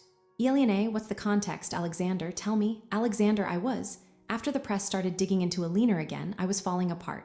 Victoria reached out, said she understood. I went over. We drank. It happened. And in the morning, I regretted it. I told her so, that's all. Billionaire, it never does with you. That implies a history, a pattern. Alexander, there's no pattern, just moments of weakness, spaced years apart.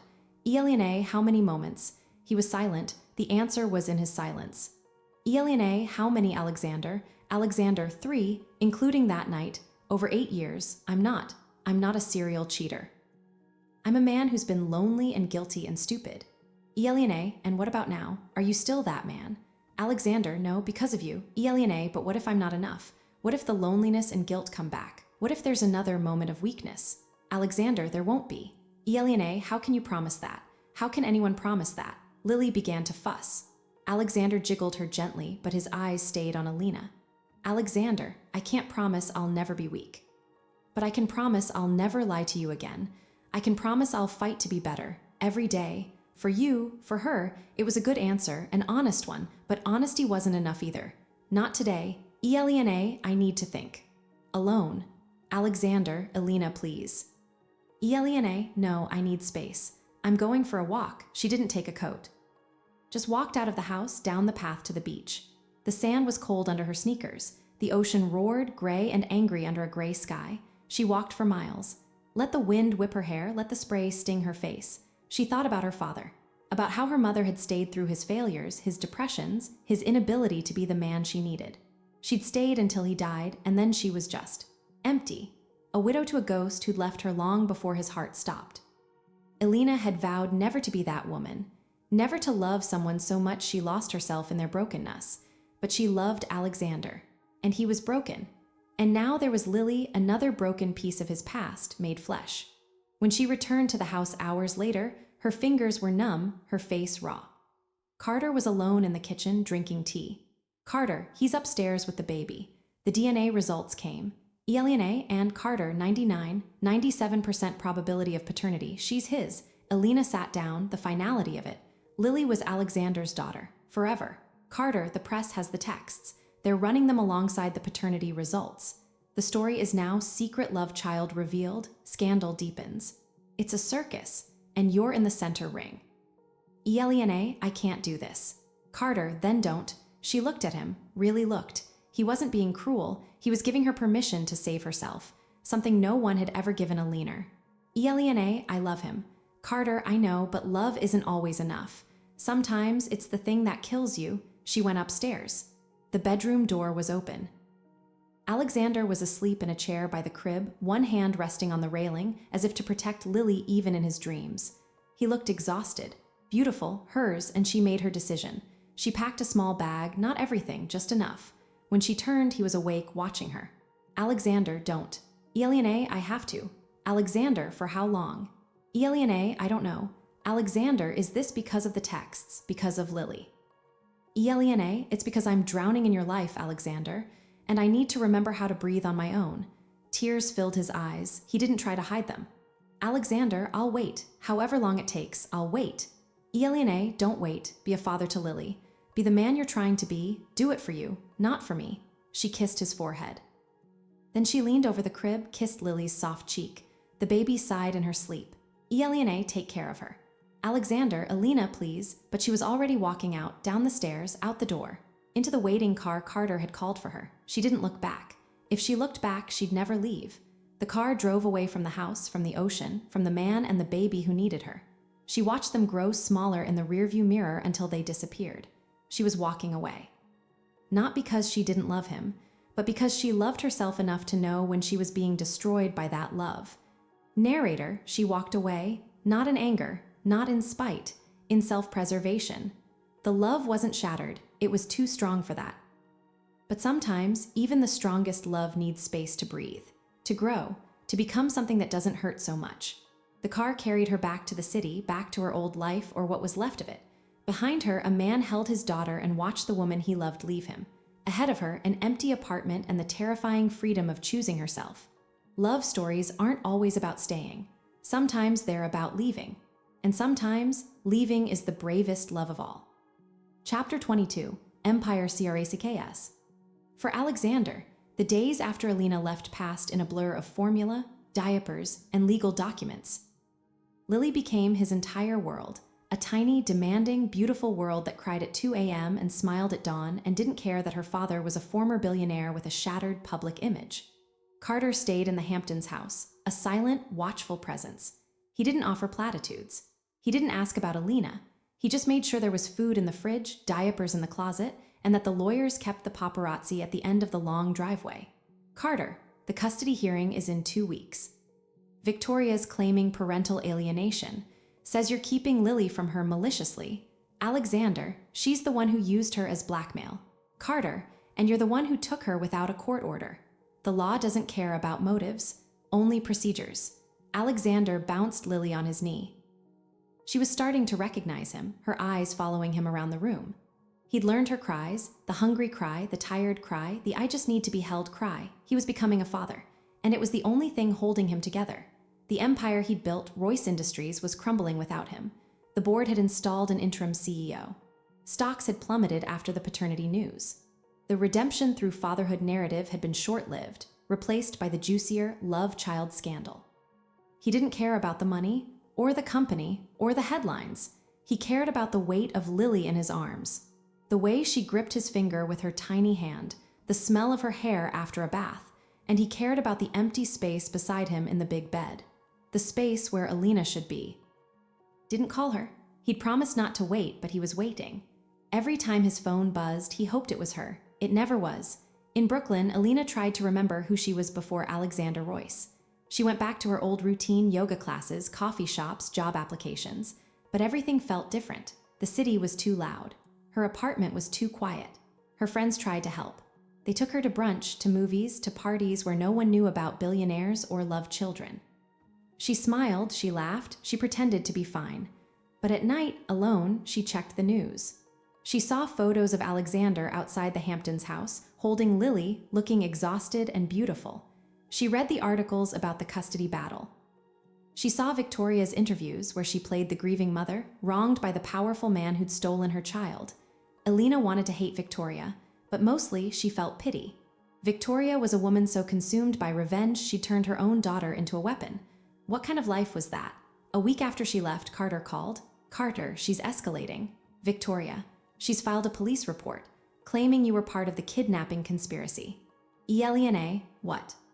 Carter, she says you manipulated Alexander, that you wanted Lily for yourself, that you're unstable after your own father's death. She's painting a picture, Alina, and you're in it. Elena, that's insane. Carter, it's strategic. If she can discredit you, she weakens Alexander's support system. Makes him look like a man easily manipulated by unstable women. It helps her custody case. Elena, what do I do? Carter, you come back, temporarily. For the hearing, you stand beside Alexander. You show a united front. You prove her wrong. Elena, I can't. Carter, then you let her win. And Lily goes back to a woman who sees her as a tool. Is that what you want? Alina hung up. She looked around her small apartment. The life she was trying to rebuild felt flimsy. Temporary, a waiting room between the past and a future she couldn't yet see. She opened her laptop, looked at photos from the hospital, from the Hamptons. Alexander holding Lily, herself holding Lily. The three of them for a brief moment a family. She missed them, both of them, but going back. That meant accepting the chaos. The scrutiny, the constant battle. It meant tying her life to Alexander's permanently, for better or worse. She thought about her mother, about staying, about leaving, and then she thought about Lily. That tiny, innocent life caught in the crossfire. She packed a bag. The hearing was at the family court in Manhattan, a nondescript building with linoleum floors and fluorescent lights. Alexander arrived first, Lily in a carrier against his chest. He'd lost weight. His suit hung loosely on him. But he held himself straight, his chin up. When Alina walked in, his breath caught. She wore a simple navy dress, her hair pulled back. She looked like calm in the middle of his storm. Alexander, you came. Elena, for Lily. He nodded, understood. Victoria arrived with her lawyers, dressed in somber gray, playing the part of the wronged mother perfectly. When she saw Alina, her mask slipped for just a second, a flash of pure hatred. The hearing was a procedural nightmare. Lawyers argued over jurisdiction, over temporary custody, over visitation. Victoria's team presented the police report, the texts, the narrative of a manipulative new wife and a reckless father. Then it was Alexander's turn. His lawyer had him take the stand. Lawyer, Mr. Royce, why did you take Lily from her mother's home without a court order? Alexander, because I believed she was in danger. Lawyer, what danger? Alexander, the danger of being used as a bargaining chip, of being raised by a woman who sees her not as a child, but as leverage. Victoria's lawyer objected, sustained, but the judge, a stern woman with kind eyes, leaned forward. Judge, Mr. Royce, do you believe you can provide a stable home for your daughter? Alexander, I do, with help, with support. He looked at Alina. She gave a small nod. Judge, and you, Ms. Hart, you're not Lily's biological mother. Why are you here? Alina stood, walked to the stand. She didn't look at Victoria. She looked at Alexander holding their daughter. Elena, because Lily deserves to be loved.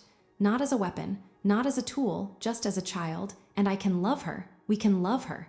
Judge, even though you and Mr. Royce are separated, Elena, we're not separated. We're figuring it out.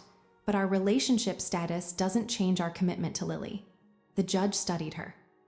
Then she looked at Victoria. Judge, Ms. Lane, do you believe you can provide a safe, stable home for your daughter without using her as part of your ongoing disputes with Mr. Royce?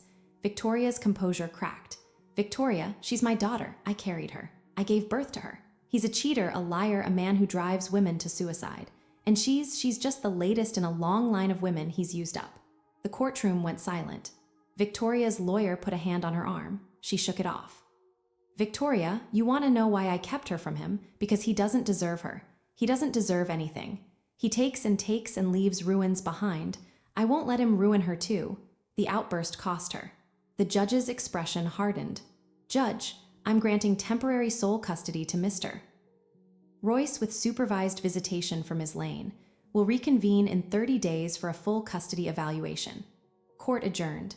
Victoria collapsed into her chair, sobbing, not performative tears, real ones, the sound of a woman who just lost the last thing she had to bargain with. Alexander walked over to Alina, Lily between them. Alexander, thank you. Elena for Lily. Alexander, I know. They walked out of the courtroom together. Paparazzi swarmed, shouting questions. Alexander shielded Lily. Alina shielded Alexander. In the car, the silence was heavy. Elena, you have her. That's what matters. Alexander, it's not enough. Not without you. Elena, Alexander. Alexander, I know you need time, but can we at least be friends? For Lily, can I call you? Send you photos? Elena, yes. He reached for her hand. She let him take it. Alexander, I'm going to be better. For her, for you, for me. Elena, I believe you, and she did. Maybe that was the problem. She believed he could change. She believed in their love, but belief wasn't enough to live in the eye of a hurricane. The car dropped her at her apartment. She got out, looked back at him, holding Lily in the back seat, a father and his daughter. Her heart cracked, but she didn't get back in. She walked away. Again. Because sometimes love means staying. And sometimes it means knowing when to go, even when every cell in your body screams to stay. Narrator, the empire had cracked. Not the financial empire, that was already dust, but the empire of the heart. The fortress Alexander had built around himself had fallen, revealing the vulnerable man inside. And Alina had walked away from that man, not because she didn't love him, but because she needed to love herself too. The custody battle was won for now, but the war for a family, for a future, was just beginning. And sometimes the bravest battles are fought not in courtrooms, but in the quiet moments after, when you're alone, wondering if you made the right choice. The car pulled away, carrying a father and his daughter. The woman watched them go, her hand still warm from his touch. The empire had cracked, and through the cracks, light was finally getting in. Painful, beautiful light. Chapter 23, Public Scandal. The media coverage after the hearing was a three-ring circus. Victoria's courtroom outburst played on a loop, dissected by talking heads. Alexander was painted as either a heroic single father or a master manipulator, depending on the network. Elena was the mystery woman who'd stood by him, then walked away, a modern-day tragic heroine or a gold digger cutting her losses, again depending on the channel. But the real scandal broke 3 days later. A gossip site published photos of Victoria from 8 years ago, the night Elena died. Not outside the St. Regis, inside, at the hotel bar, laughing with a man who wasn't Alexander. The timestamp, 10:47 p.m. Alina had jumped at 11:30. The caption read, "Where was Victoria Lane when Alina Thorne was dying?" The story exploded. Victoria had always claimed she was home alone that night, grieving Alexander's betrayal. But the photos told a different story. She was smiling, flirting, drinking champagne, while a woman she'd helped destroy was preparing to jump. Worse, the man in the photo was identified. David Chen, a reporter for a now-defunct financial paper. A reporter Victoria had been feeding information to for years. A reporter who'd written glowing pieces about Shaw's political career. A reporter who'd mysteriously died in a car accident 6 months after Alina's suicide. The narrative shifted from custody battle to potential criminal conspiracy. Carter called Alina. "Carter, the FBI is reopening Alina's case. They're looking at Victoria for obstruction, maybe worse." ELENA, worse. Carter, if she knew Alina was suicidal and didn't intervene, if she encouraged it, that's manslaughter at least. Alina was at her kitchen table, surrounded by job applications she couldn't focus on. ELENA and Alexander. Carter, they want to talk to him, again about everything. The affair, the baby, Victoria, it's all coming back up. ELENA, how is he? Carter, he's with Lily, he's functioning, barely. The press is camped outside the Hamptons' house. He can't leave. He's a prisoner in his own home. ELENA and Lily? Carter, she has a cold, nothing serious, but he's worried. First-time parent worry. Alina hung up, stared at her blank laptop screen. Outside, rain streaked her window. A typical gray New York afternoon. She should feel vindicated. Victoria was finally being exposed for what she was, but instead she felt sick. The tentacles of Alexander's past kept reaching into the present, threatening to drag down everyone around him, including Lily. Her phone buzzed, unknown number. She almost didn't answer. Alexander, voice strained, Alina. ELENA, Alexander, what's wrong? Alexander, it's Lily, her fever spiked. 104. The pediatrician on call says to bring her to the ER. But the press. I can't get through them, they'll swarm us. The photos, I can't have her in those photos. His voice broke. A father's fear, raw and terrifying. ELENA, I'm coming. Alexander, no, you don't have to. ELENA, I'm coming. Tell Carter to have a car ready at the service entrance. I'll meet you there. She grabbed her coat, her bag, didn't think, just moved. The drive to the Hamptons was a blur of rain and worry. She used the time to make calls to a private pediatric hospital in the city, to a security firm Carter recommended, to her own doctor friend who owed her a favor. By the time she arrived, she had a plan. Carter met her at the service entrance.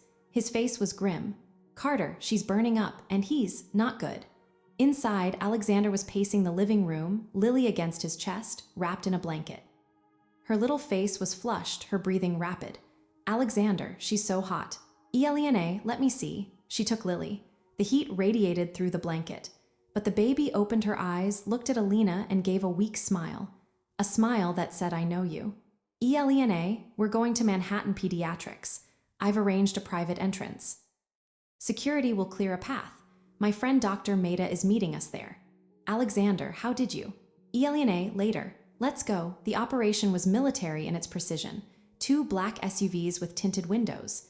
Security men forming a human wall. They bundled Alexander and Lily into one car, Alina into another as a decoy. The press swarmed the decoy car, cameras flashing. Their car slipped away unnoticed. At the hospital, Dr. Maida, a no-nonsense woman with kind eyes, took Lily immediately. Doctor, MEHTA, probably just a bad virus. But with fever this high in an infant, we need to rule out serious infection. We'll do blood work, a lumbar puncture. Alexander, a spinal tap. On a baby. Doctor, MEHTA, it's standard, and she'll be sedated. She won't feel a thing. Alexander looked like he might be sick. Alina took his hand. ELENA, she's in good hands. They waited in a private family room. The walls were painted a soft yellow. There were toys in a corner, children's books on a shelf, a room designed for the worst moments of parenthood. Alexander sat on a sofa, head in his hands. Alexander, if something happens to her. ELENA, it won't. Alexander, you can't know that. ELENA, I know she's strong, like her father. He looked up. His eyes were red-rimmed, desperate. Alexander, I can't lose her. I can't lose you. I'm so tired of losing people. Alina sat beside him, didn't touch him, just sat close enough that he could feel her presence. ELENA, you're not losing anyone today. Alexander, why did you come after everything? Why? Elena, because she needed me, and you needed me, and maybe. I needed you too, it was the truth. In the crisis, all the complications fell away. There was just a sick baby and 2 people who loved her. Alexander, I'm sorry for all of it, for bringing this chaos into your life. Elena, I chose it, Alexander, I chose you, and I choose her. Even if I walked away, I still choose you both. He started to cry, silent tears that shook his shoulders. She put an arm around him. He leaned into her, his head on her shoulder. They sat like that, holding each other while they waited for news about the baby who had brought them together and torn them apart. 2 hours later, Dr. Maida returned. Doctor, MEHTA, it's a urinary tract infection. A bad one, but treatable. We've started IV antibiotics. She'll need to stay a few days, but she's going to be fine. The relief was physical. Alexander sagged against Elena. Alexander, can we see her? Doctor, MEHTA, she's sleeping. But yes, one at a time. Alexander went first. Elena watched through the glass window of the private room. He sat by the crib, his hand through the bars, holding Lily's tiny hand. He was talking to her, whispering. She couldn't hear the words, but she saw his lips move, saw the love on his face. When he came out, he looked drained but calm. Alexander, your turn. Elena went in. Lily was sleeping peacefully, an IV in her tiny hand. Her fever had already broken. She looked like an angel. Elena touched her cheek, so soft. Elena, you scared us, little one. Don't do that again. Lily sighed in her sleep. Her fingers curled around Elena's. In that moment, Elena knew she couldn't walk away. Not from this child, not from this man. The chaos, the scandal, the pain, it was part of the package, and she was signing up for the whole thing. When she came out, Alexander was waiting. Elena, I'm coming home to the Hamptons to help with Lily while she recovers. Alexander, and after she recovers. Elena, we'll figure it out. Together, he pulled her into a hug, not a romantic hug. A grateful one, a weary one. A hug between 2 soldiers who just survived a battle and knew there were more to come. Alexander, thank you. Elena, don't thank me. Just be the man I know you can be, the father she needs. Alexander, I will. I promise. They stayed at the hospital that night, taking turns sleeping in the chair by Lily's crib. In the quiet dark, with the beep of monitors and the smell of antiseptic, something shifted between them. The love wasn't gone. It had just been buried under fear and doubt. But it was still there, stronger maybe for having been tested. The public scandal raged outside. Victoria's photos were everywhere. The FBI investigation was headline news. Alexander's name was mud again, but inside a hospital room, a family was being born. Not a perfect family. A messy, complicated, scarred family, but a real one, and sometimes real is enough. Narrator, public scandal, private crisis. In the eye of the storm, what matters becomes clear. Not reputations, not past mistakes, not even the future, just the present moment. A sick child, a hand to hold, a promise whispered in the dark. The scandal would rage on, Victoria would fight, the world would judge. But in a quiet hospital room, 3 people found each other again, not as billionaire and analyst, not as scandalous lovers, as a family, imperfect, broken, healing. And sometimes that's the only victory that matters. Finding your way back to each other no matter how many times you get lost. Chapter 24, Isolation. They brought Lily home from the hospital to a fortress. Carter had hired additional security, men with earpieces and quiet voices who patrolled the perimeter of the Hamptons estate. No press got within a quarter mile. The isolation was absolute, luxurious, and suffocating. For the first few days, Lily's recovery was their only focus. The antibiotics made her fussy. She slept fitfully, waking every few hours with weak cries. Alexander and Elena took shifts, moving through the dark house like ghosts tending to the living. It was in those quiet, exhausted hours that they began to talk again. Not about the past or the future, about the present, about Lily's funny habit of sighing in her sleep, about whether she'd have Alexander's stubbornness or Elena's patience, about what kind of person she might become. They were careful with each other, polite. Like 2 survivors of a shipwreck sharing a lifeboat, aware that sudden movements could capsize them. But the intimacy of caring for a sick child broke down walls. Elena would wake to find Alexander already in the nursery, singing softly to Lily, old jazz standards his mother had loved. Alexander would come downstairs to find Elena asleep on the sofa, a parenting book open on her chest, Lily dozing in a sling against her. They were becoming parents, together, without ever having decided to. One afternoon, a week after they'd returned, Lily was finally herself again, smiling, grabbing at toys, babbling happily. They put her in a playpen in the sunroom and collapsed onto the sofa, watching her. Alexander, I don't know how single parents do it. Elena, they don't sleep. Ever, Alexander, I haven't slept properly in months. Not since before, he didn't finish, before Alina, before everything. Elena, you sleep now, when she sleeps. Alexander, only because you're here. She looked at him. The afternoon light caught the silver in his hair, the shadows under his eyes. He looked every one of his 36 years, plus 10 more for grief. Elena, Alexander, we need to talk about what this is, us, here. Alexander, I know. Elena, I came back for Lily to help. But Alexander, but you're staying for me? Elena, I don't know, are you asking me to stay? He leaned forward, elbows on his knees, a man preparing for judgment. Alexander, I want you to stay, more than I've ever wanted anything. But I won't ask you to. Not until I'm someone worth staying for. Elena, you are worth staying for. Alexander, look at this. We're prisoners in a mansion. My daughter's mother might be charged with manslaughter. My company is gone. My reputation is garbage. What exactly am offering you, Alina? A life of hiding, of scandal. Elena, you're offering me you and Lily. That's what I want. Alexander, even if me comes with FBI investigations and tabloid headlines. Elena, yes, he stared at her, disbelieving. Alexander, why? Elena, because when I'm with you, I feel like myself, the best version of myself, even when everything is falling apart. Especially then, tears filled his eyes. He didn't try to hide them. Alexander, I don't deserve you. Elena, stop saying that. We deserve each other. The messy, complicated truth of us. He reached for her hand, held it.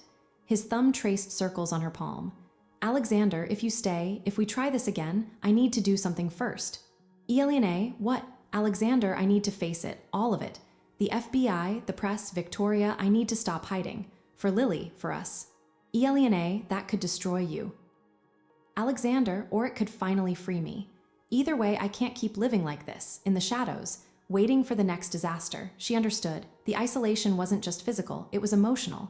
He'd been hiding from his past for 8 years. First in work, then in guilt, now in this house. And it was killing him. Elena, then we face it together. Alexander, no.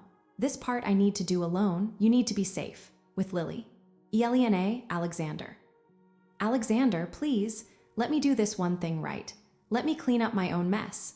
Then, if you still want me, I'll be the man you deserve. She wanted to argue, but she saw the determination in his eyes. This wasn't self-pity, it was resolve. Elena, okay. Alexander, thank you. They sat in silence, watching Lily chew on a stuffed rabbit. The isolation pressed in from outside, the guards, the gates, the distant world that wanted pieces of them. But inside, for the first time, they weren't isolated from each other. They were together, choosing each other. Again. That night, after Lily was asleep, Alexander went to his study. Alina heard him on the phone for hours, with lawyers, with the FBI, with a publicist. Planning his surrender to the truth. She didn't interrupt. She made tea, checked on Lily, sat by the window, watching the moon on the ocean. Around midnight, he found her there. Alexander, it's done. I'm giving a press conference tomorrow. At Royce Tower, I'm going to answer every question. About Alina. About Victoria. About Lily, about everything. Elena, are you ready? Alexander, no, but I'm doing it anyway. He sat beside her. They watched the waves roll in, white in the moonlight.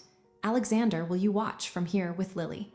Elena, of course. Alexander, if it goes badly, if they destroy me.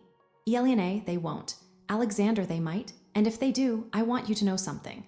These past weeks with you and Lily, they've been the happiest of my life. Even with the fear, the sickness, the chaos. Because I had you, both of you, and that's enough. That's more than enough. She leaned her head on his shoulder. He rested his cheek against her hair. Elena, come back to us. Alexander, I will, no matter what. They sat like that until the moon set and the sky began to lighten. Two people in a house by the sea, holding on to each other as the storm they'd been hiding from finally arrived at their door. The isolation was ending, not the peaceful kind, the dangerous kind. The kind where you step out of the shadows and let the world see you, scars and all. And for the first time, Alexander wasn't afraid, because he wasn't alone anymore. Narrator, isolation. It had been their protection and their prison.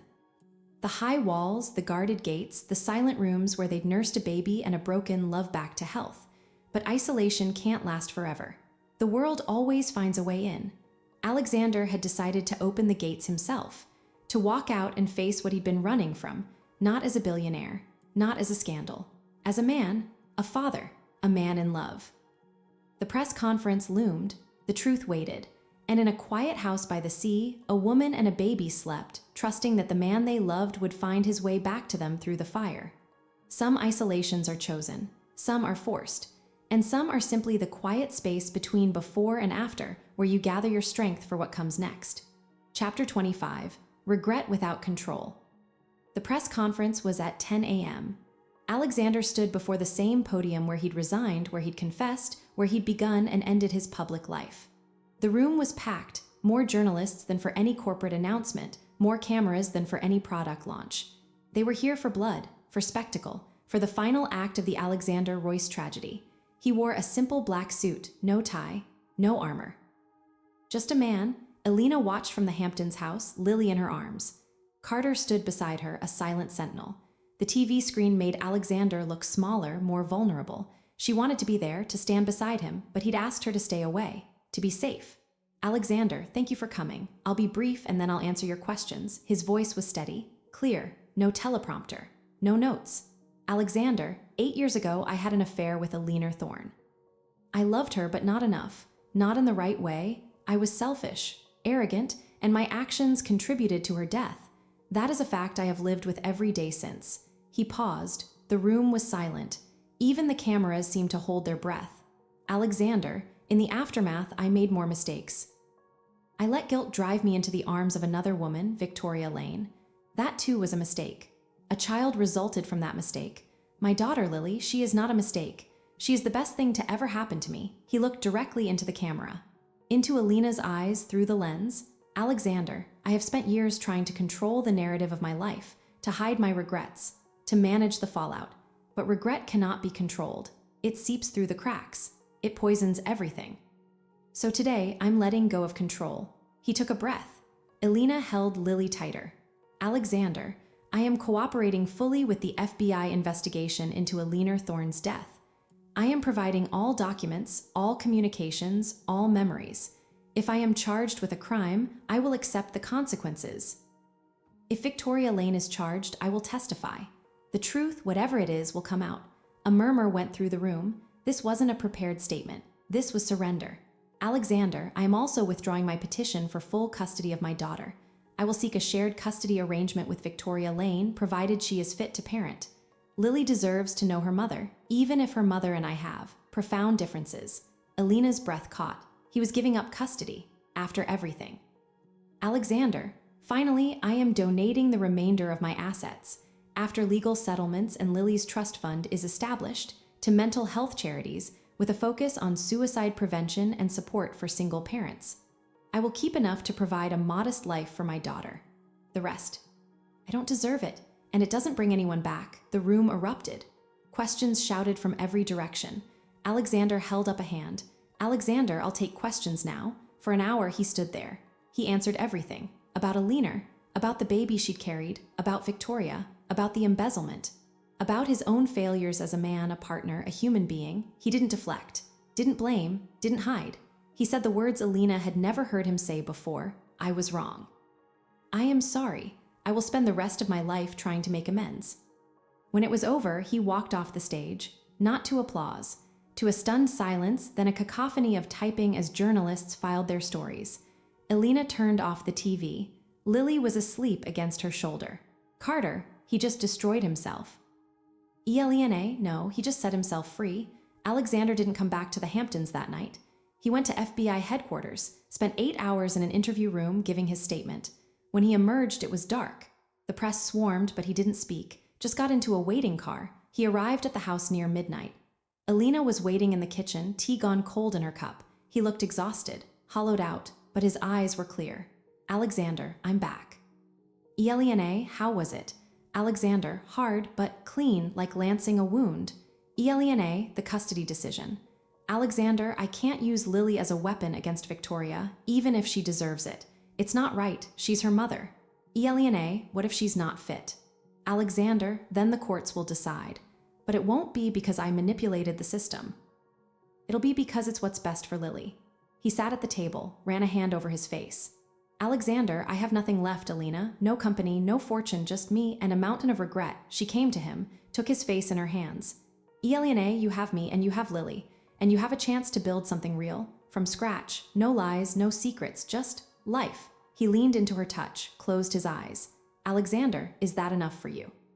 A man with nothing but regret and a baby. Elena, it's everything. He kissed her. A slow, deep kiss that tasted of salt and truth. A kiss that felt like a beginning. They went upstairs, checked on Lily, then fell into bed holding each other in the dark. No passion tonight, just comfort. The comfort of two people who'd seen each other's worst and hadn't looked away. The fallout was swift. The press called Alexander's confession a stunning act of self-immolation. Legal analysts debated whether he'd just given prosecutors everything they needed to charge him.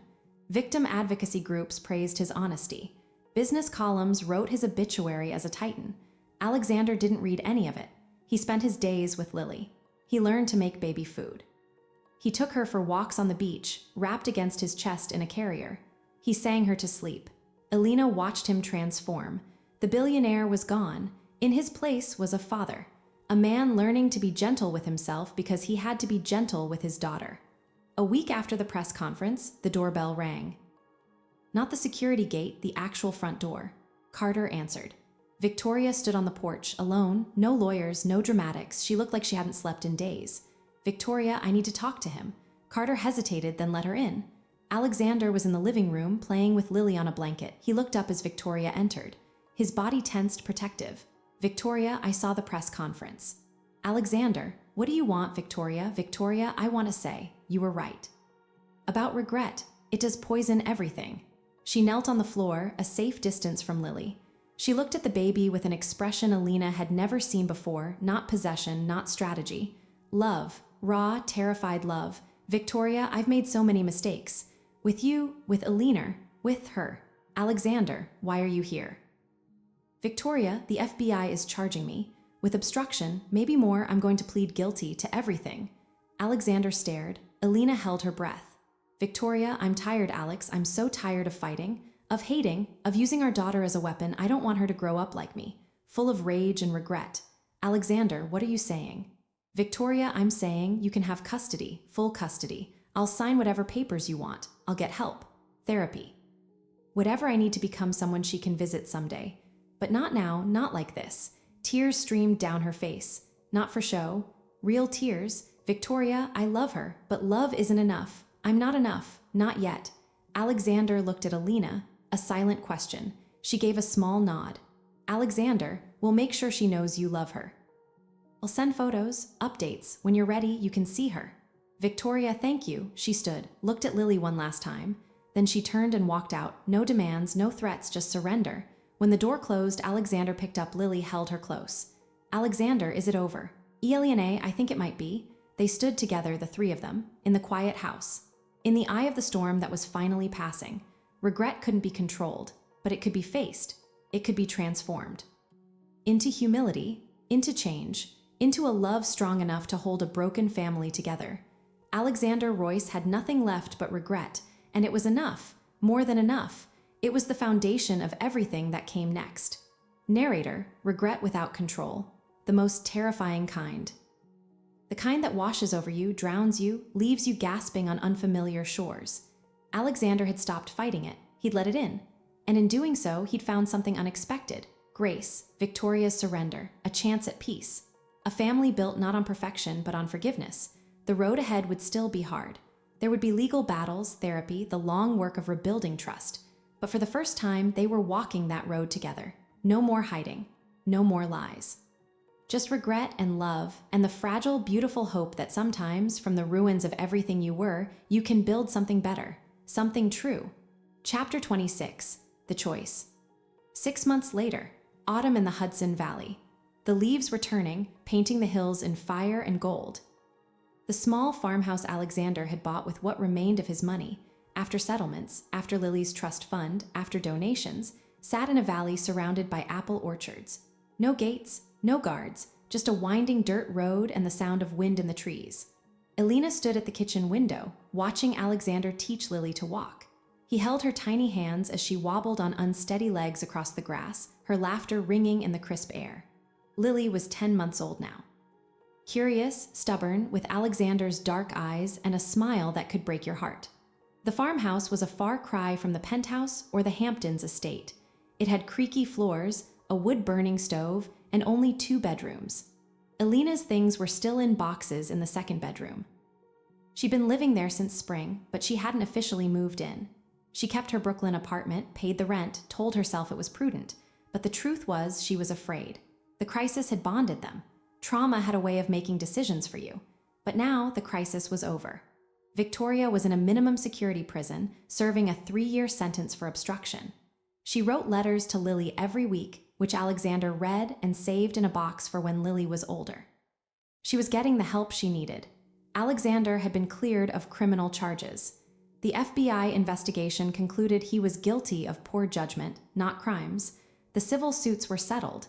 He was, legally and financially, a free man. A poor man by his old standards, but free. He'd started consulting, helping small businesses with turnaround strategies. He worked from home in a small office he'd set up in what was supposed to be a dining room. He was good at it. He was happy. And Alina, she'd taken a job at a nonprofit that focused on corporate ethics. It paid a fraction of her Royce Industries salary, but she loved it. She commuted to the city 3 days a week, staying in her apartment those nights. A compromise, a distance. They were playing house. A beautiful, peaceful, fragile house. And every day, Alina waited for the other shoe to drop.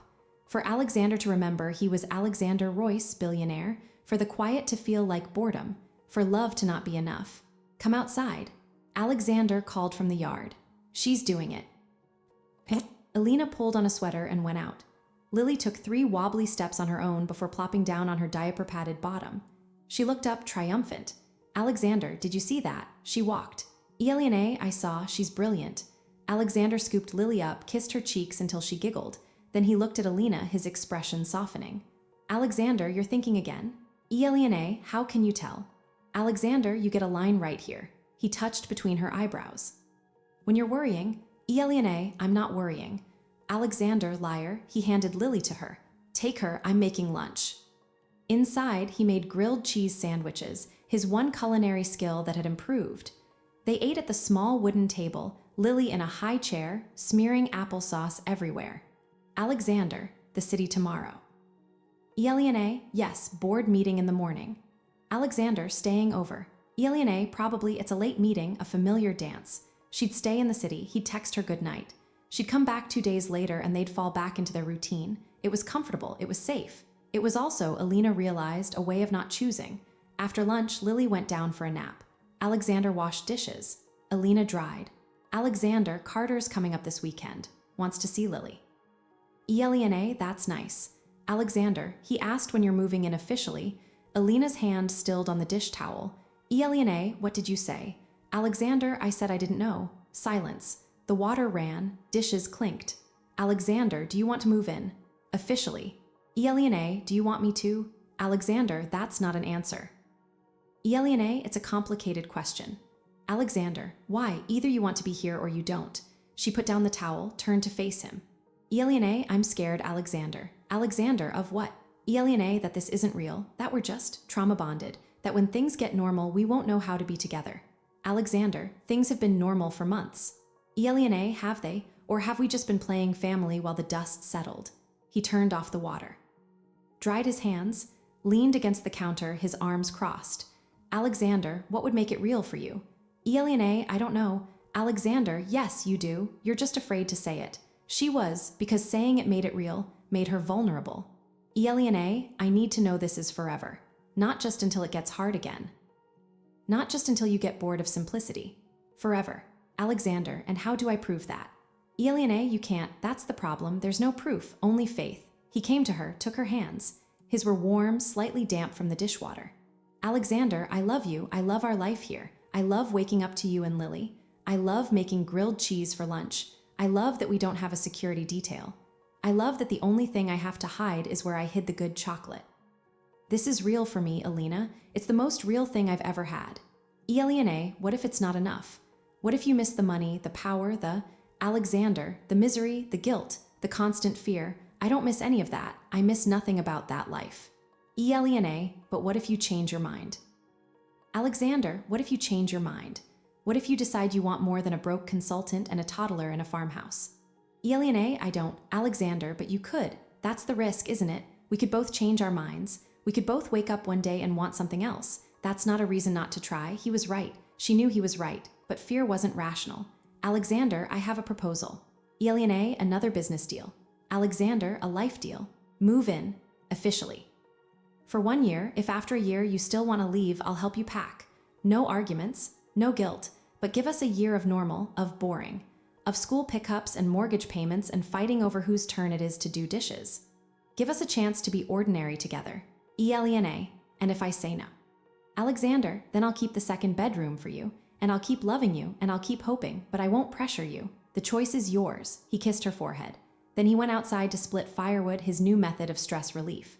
Elena stayed in the kitchen, looked out at him, shirt off despite the chill, muscles working as he swung the axe. Looked at the photos on the fridge, Lily's first tooth, their trip to a pumpkin patch, a selfie of the three of them, smiling. This was a good life, a happy life. But was it her life, or was she just visiting? She thought about her apartment in Brooklyn. Quiet, clean, empty. She thought about this house. Messy, loud with laughter and baby cries. Full. The choice wasn't between Alexander and something else. It was between safety and love. Between protecting her heart and giving it completely. She went to the second bedroom, opened the boxes, started unpacking, her books on the shelves, her clothes in the closet, her favorite mug in the kitchen cabinet. When Alexander came back in, sweaty and smelling of pine, she was hanging a photo above the fireplace, the one of the three of them at the pumpkin patch. Elena, I'm staying. He didn't smile, just looked at her, his eyes serious. Alexander, for how long? Elena, for as long as you'll have me. Then he smiled, a slow, beautiful smile that started in his eyes and spread to his whole face. Alexander, that might be a while. Elena, I'm counting on it. He pulled her into a hug. She felt his heartbeat against hers, steady and sure. Outside, the wind rustled the leaves. Lily woke from her nap, calling for them. The ordinary sounds of an ordinary day in an extraordinary love. Elena had made her choice, not out of fear, not out of obligation, out of love. The kind of love that chooses every day to stay, to build, to believe. And for the first time, she wasn't scared. She was home. Narrator, the choice, not a dramatic life or death decision, a quiet one. Made in a farmhouse kitchen, with the smell of grilled cheese still in the air and the sound of an axe splitting wood outside. Elena chose love, chose the messy, complicated, beautiful ordinary, chose Alexander, chose Lily, chose herself in the context of them. The boxes were unpacked. The second bedroom became an office. A life began not as an escape from the past, but as a conscious building of the future. The choice was made, and in the making, she found something she hadn't known she was looking for: peace. The peace that comes not from having all the answers, but from being brave enough to live the questions. Together. Chapter 27, Sacrifice. 5 years later, the farmhouse had grown. They added a porch that wrapped around the front, a studio for Elena's painting, and a treehouse for Lily that Alexander had built with his own hands, following YouTube tutorials and cursing splinters. The apple trees they'd planted the first spring now bore fruit. Life had settled into a rhythm that felt less like a choice and more like a fact, as natural as breathing. Elena stood at the stove, stirring oatmeal while packing Lily's lunch for first grade. Across the kitchen, Alexander was trying to tie a pink ribbon into an elaborate bow on Lily's braid, his large fingers fumbling. Lily, Daddy, you're making it lopsided. Alexander, it's artistic. Asymmetry is in. Lily, Mrs. Parker says it should be even. Alexander, Mrs. Parker has never met a 5-year-old with opinions about postmodern hair design. Elena smiled, pouring the oatmeal into bowls. She watched them, her dark-haired, serious daughter and her silver-streaked, grinning husband. Some mornings, the ordinary miracle of it still caught in her throat. The doorbell rang, unusual for a Tuesday at 7 a.m. Alexander answered. Carter stood on the porch, holding a newspaper and looking like he hadn't slept. He visited often Uncle Carter, who brought ridiculous gifts and told stories about Lily's grandma Eleanor that made her sound like a pirate queen rather than a tragic socialite. But today, his expression was grim. Carter, we need to talk. They sat at the kitchen table.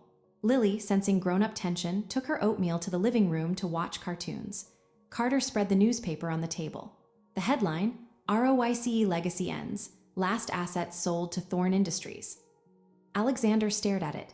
He hadn't used the name Royce in years. He was Alex Vance now, Alina's suggestion, a fresh start with her name. Lily was Lily Vance. The past was a country they no longer visited. Alexander, I have no assets left to sell. Carter, not yours, the foundation. The Alina Thorn Foundation. Alina's spoon clattered against her bowl. The foundation was their life's work. After the settlements, Alexander had put what remained of his fortune into it. Alina ran it. They funded mental health clinics, shelters for women, suicide prevention hotlines. It was their redemption made tangible. Carter, there was a clause in the original trust documents. If the foundation's board couldn't agree on major expenditures for 3 consecutive years, control reverts to the Royce estate. Which, since you're legally dead as a Royce, means the courts. And the courts just sold it to Carter Thorn, my nephew, the new CEO of Thorn Industries. Elena, that's impossible. The board agrees on everything. Carter, not according to the minutes filed with the court. According to those, you've been deadlocked for 3 years. The votes are forged. The paperwork is fake, but it's legal enough to hold up in court. Alexander pushed back from the table, walked to the window. His shoulders were tight, the old tension returning. Alexander, why? After all this time, why would he do this? Carter, because he can, because the Royce name still has power, even in ruins, and because he's his father's son. Vindictive, petty. He wants to erase you completely. Elena, what does he plan to do with the foundation? Carter, dismantle it, sell the assets, use the money to expand Thorn Industries. The clinics will close, the hotlines will go silent. Everything you built. He didn't finish, he didn't have to. Alexander turned. His face was pale, but his eyes were clear. Alexander, what do we do? Carter, you fight, you hire lawyers, you go public. You remind people who Alexander Royce was, the man who gave everything away to help others. You shame him into backing down. Alexander, and drag it all back up. The scandals, the headlines, put Lily through that. Elena, we can't let him destroy the foundation. Alexander, I know, but I won't sacrifice our peace. Not again. They were at an impasse. The foundation mattered. But their hard-won peace mattered more. Lily came back in, her bowl empty. Lily, Daddy, are you sad? Alexander, no, sweetheart, just thinking. Lily, about the people at the Help House. Alina looked at her. The Help House was what Lily called the women's shelter they visited every month, where she played with kids while Alina met with the director. Elena, yes, baby, about the Help House. Lily, are they going to be okay? Alexander met Alina's eyes over their daughter's head. The question hung in the air, heavy with consequence. That night, after Lily was asleep, they sat on the porch swing, wrapped in a single blanket. The stars were bright away from city lights. Elena, we have to fight. Alexander, I know. Elena, but not the way Carter says, not with lawyers and headlines. Alexander, then how? Elena, we give it to him. Alexander stared at her. Elena, we sign over everything. The foundation, the name, whatever he wants. We walk away completely. Alexander, after all our work. Elena, it was never about the foundation, Alexander. It was about helping people. We can still do that, just not under the Royce name. We start over. Smaller. Quieter. Ours. Alexander, and let him win. Elena, who's winning? The man clinging to old hatred, or the man who gets to tuck his daughter into bed every night in a house full of love? He was silent for a long time. The swing creaked. An owl called from the woods. Alexander, you do that. Give up everything we built. Elena, we're not giving up anything. We're choosing each other, again. That's the only thing that's ever mattered. He took her hand, brought it to his lips. Alexander, I don't deserve you. Elena, you keep saying that, but you do. You earned me. Every day you earn me. The next morning, they called Carter. Told him their decision. He argued, but in the end, he understood. Some battles aren't worth the cost. They met with young Carter Thorn in a neutral office in the city. He was 28, arrogant with his father's cold eyes. He expected a fight. He was prepared for war. Instead, Alexander slid a folder across the table. Alexander, everything is there. The foundation, the trademarks, the name, it's yours. Carter Thorne, just like that. Elena, just like that. On one condition. Carter Thorne, I'm not negotiating. Elena, you will. Because if you don't, we'll go to every news outlet and tell them how you forged documents to steal a charity from a 5-year-old girl whose middle name is Alina. How you're so consumed with beating a ghost that you're hurting living people. The court of public opinion is still a court, Carter, and you'll lose. He stared at her, saw she meant it. Carter, Thorne, what's the condition? Alexander, you keep the clinics open for 1 year, transition them to new management smoothly. No one loses services. After that, do what you want. Carter, Thorne, and you, what do you get? Alexander, we get to sleep at night. We get our daughter's childhood back. We get to forget you exist. They stood to leave. At the door, Alexander turned. Alexander, your father loved your mother, in his way, and he hated me for what happened to her. I understand that, but you never knew her. This hate is borrowed. It doesn't fit you. Find your own life, Carter, before it's too late. They walked out. Left him sitting there, surrounded by the hollow victory he'd fought so hard for. On the drive home, Alina rested her head on Alexander's shoulder. Eline, are you okay? Alexander, I'm free, really free, for the first time. Eline, what now? Alexander, now we go home, we make dinner, we help Lily with her homework, we live our life, and that's what they did. The sacrifice wasn't the foundation. It was the pride, the need to win. The last remnant of Alexander Royce, billionaire, who believed everything was a battle. He sacrificed that man on the altar of the man he'd become, Alex Vance, father, husband, a man who measured his wealth in laughter around a dinner table, in the weight of his sleeping daughter in his arms, in the feel of his wife's hand in his. That night, as they lay in bed, Alina's head on his chest, he whispered into the dark. Alexander, thank you. Eline, for what? Alexander, for teaching me that sometimes the strongest thing you can do is walk away. That winning isn't keeping what you have, it's choosing what matters. She kissed his chest, right over his heart. Eline, we won, Alexander, a long time ago, and they had. They won the only thing worth fighting for, a love that had weathered shame, scandal, sacrifice, and come out stronger on the other side. A love built not on perfection, but on forgiveness. Not on power, but on partnership. Outside, the wind rustled the apple trees. Inside, a family slept, safe in the knowledge that some sacrifices aren't losses at all. They're the price of a peace so profound it feels like grace. Narrator, sacrifice, the final surrender. Not of things, but of the need for them. Alexander and Alina gave up the last remnant of his old life, not with bitterness, but with relief. The foundation was gone. The name was gone. All that remained was what they'd built together.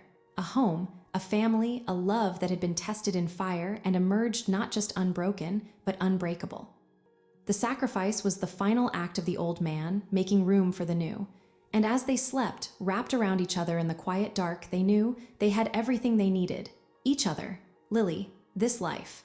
And sometimes everything is exactly enough. Epilogue, beginning. Narrator, epilogue, beginning, 10 years later. The farmhouse smelled of cinnamon and pine. Christmas lights twinkled in every window, casting warm patterns on the snow outside. Lily, now 15, was arguing with her father about the correct way to string popcorn for the tree. Lily, it's supposed to be irregular. You're making it look like corporate garland. Alex, since when do you know what corporate garland looks like? Lily, I read, I'm cultured. Alina laughed from the kitchen, where she was rolling out pie dough. She watched them, her tall, still stubborn daughter and her silver-haired husband, whose laugh came easier now than it ever had before. The doorbell rang, unusual for Christmas Eve. Lily went to answer. A woman stood on the porch, holding a small gift bag. She was thinner, her face lined, but her eyes were clear. Victoria. Victoria, hello, Lily? Lily, Mom, not Mommy. Not anymore, but not Victoria either. After her release, Victoria had moved to a town 30 minutes away. She'd gone back to school, become a counselor for women transitioning out of prison. She saw Lily every other weekend. They were building something fragile, real. Victoria, can I come in? Lily looked back at her parents. Alexander nodded. Victoria stepped inside, dusting snow from her coat. She looked around at the handmade ornaments, the fire crackling, the photos on the mantle. A life she'd tried to destroy, now thriving without her. Victoria, it's beautiful. Elena, would you like some tea? Victoria, no, thank you. I can't stay long. I just wanted to drop off Lily's gift. And to give you this. She handed Alexander an envelope. He opened it. Inside was a check made out to the Vance Family Foundation, the small charity he and Alina ran from their home office, helping single parents with housing and childcare. The amount was modest, but it was everything Victoria had saved from her first year of real work. Victoria, it's not much, but it's clean, I earned it.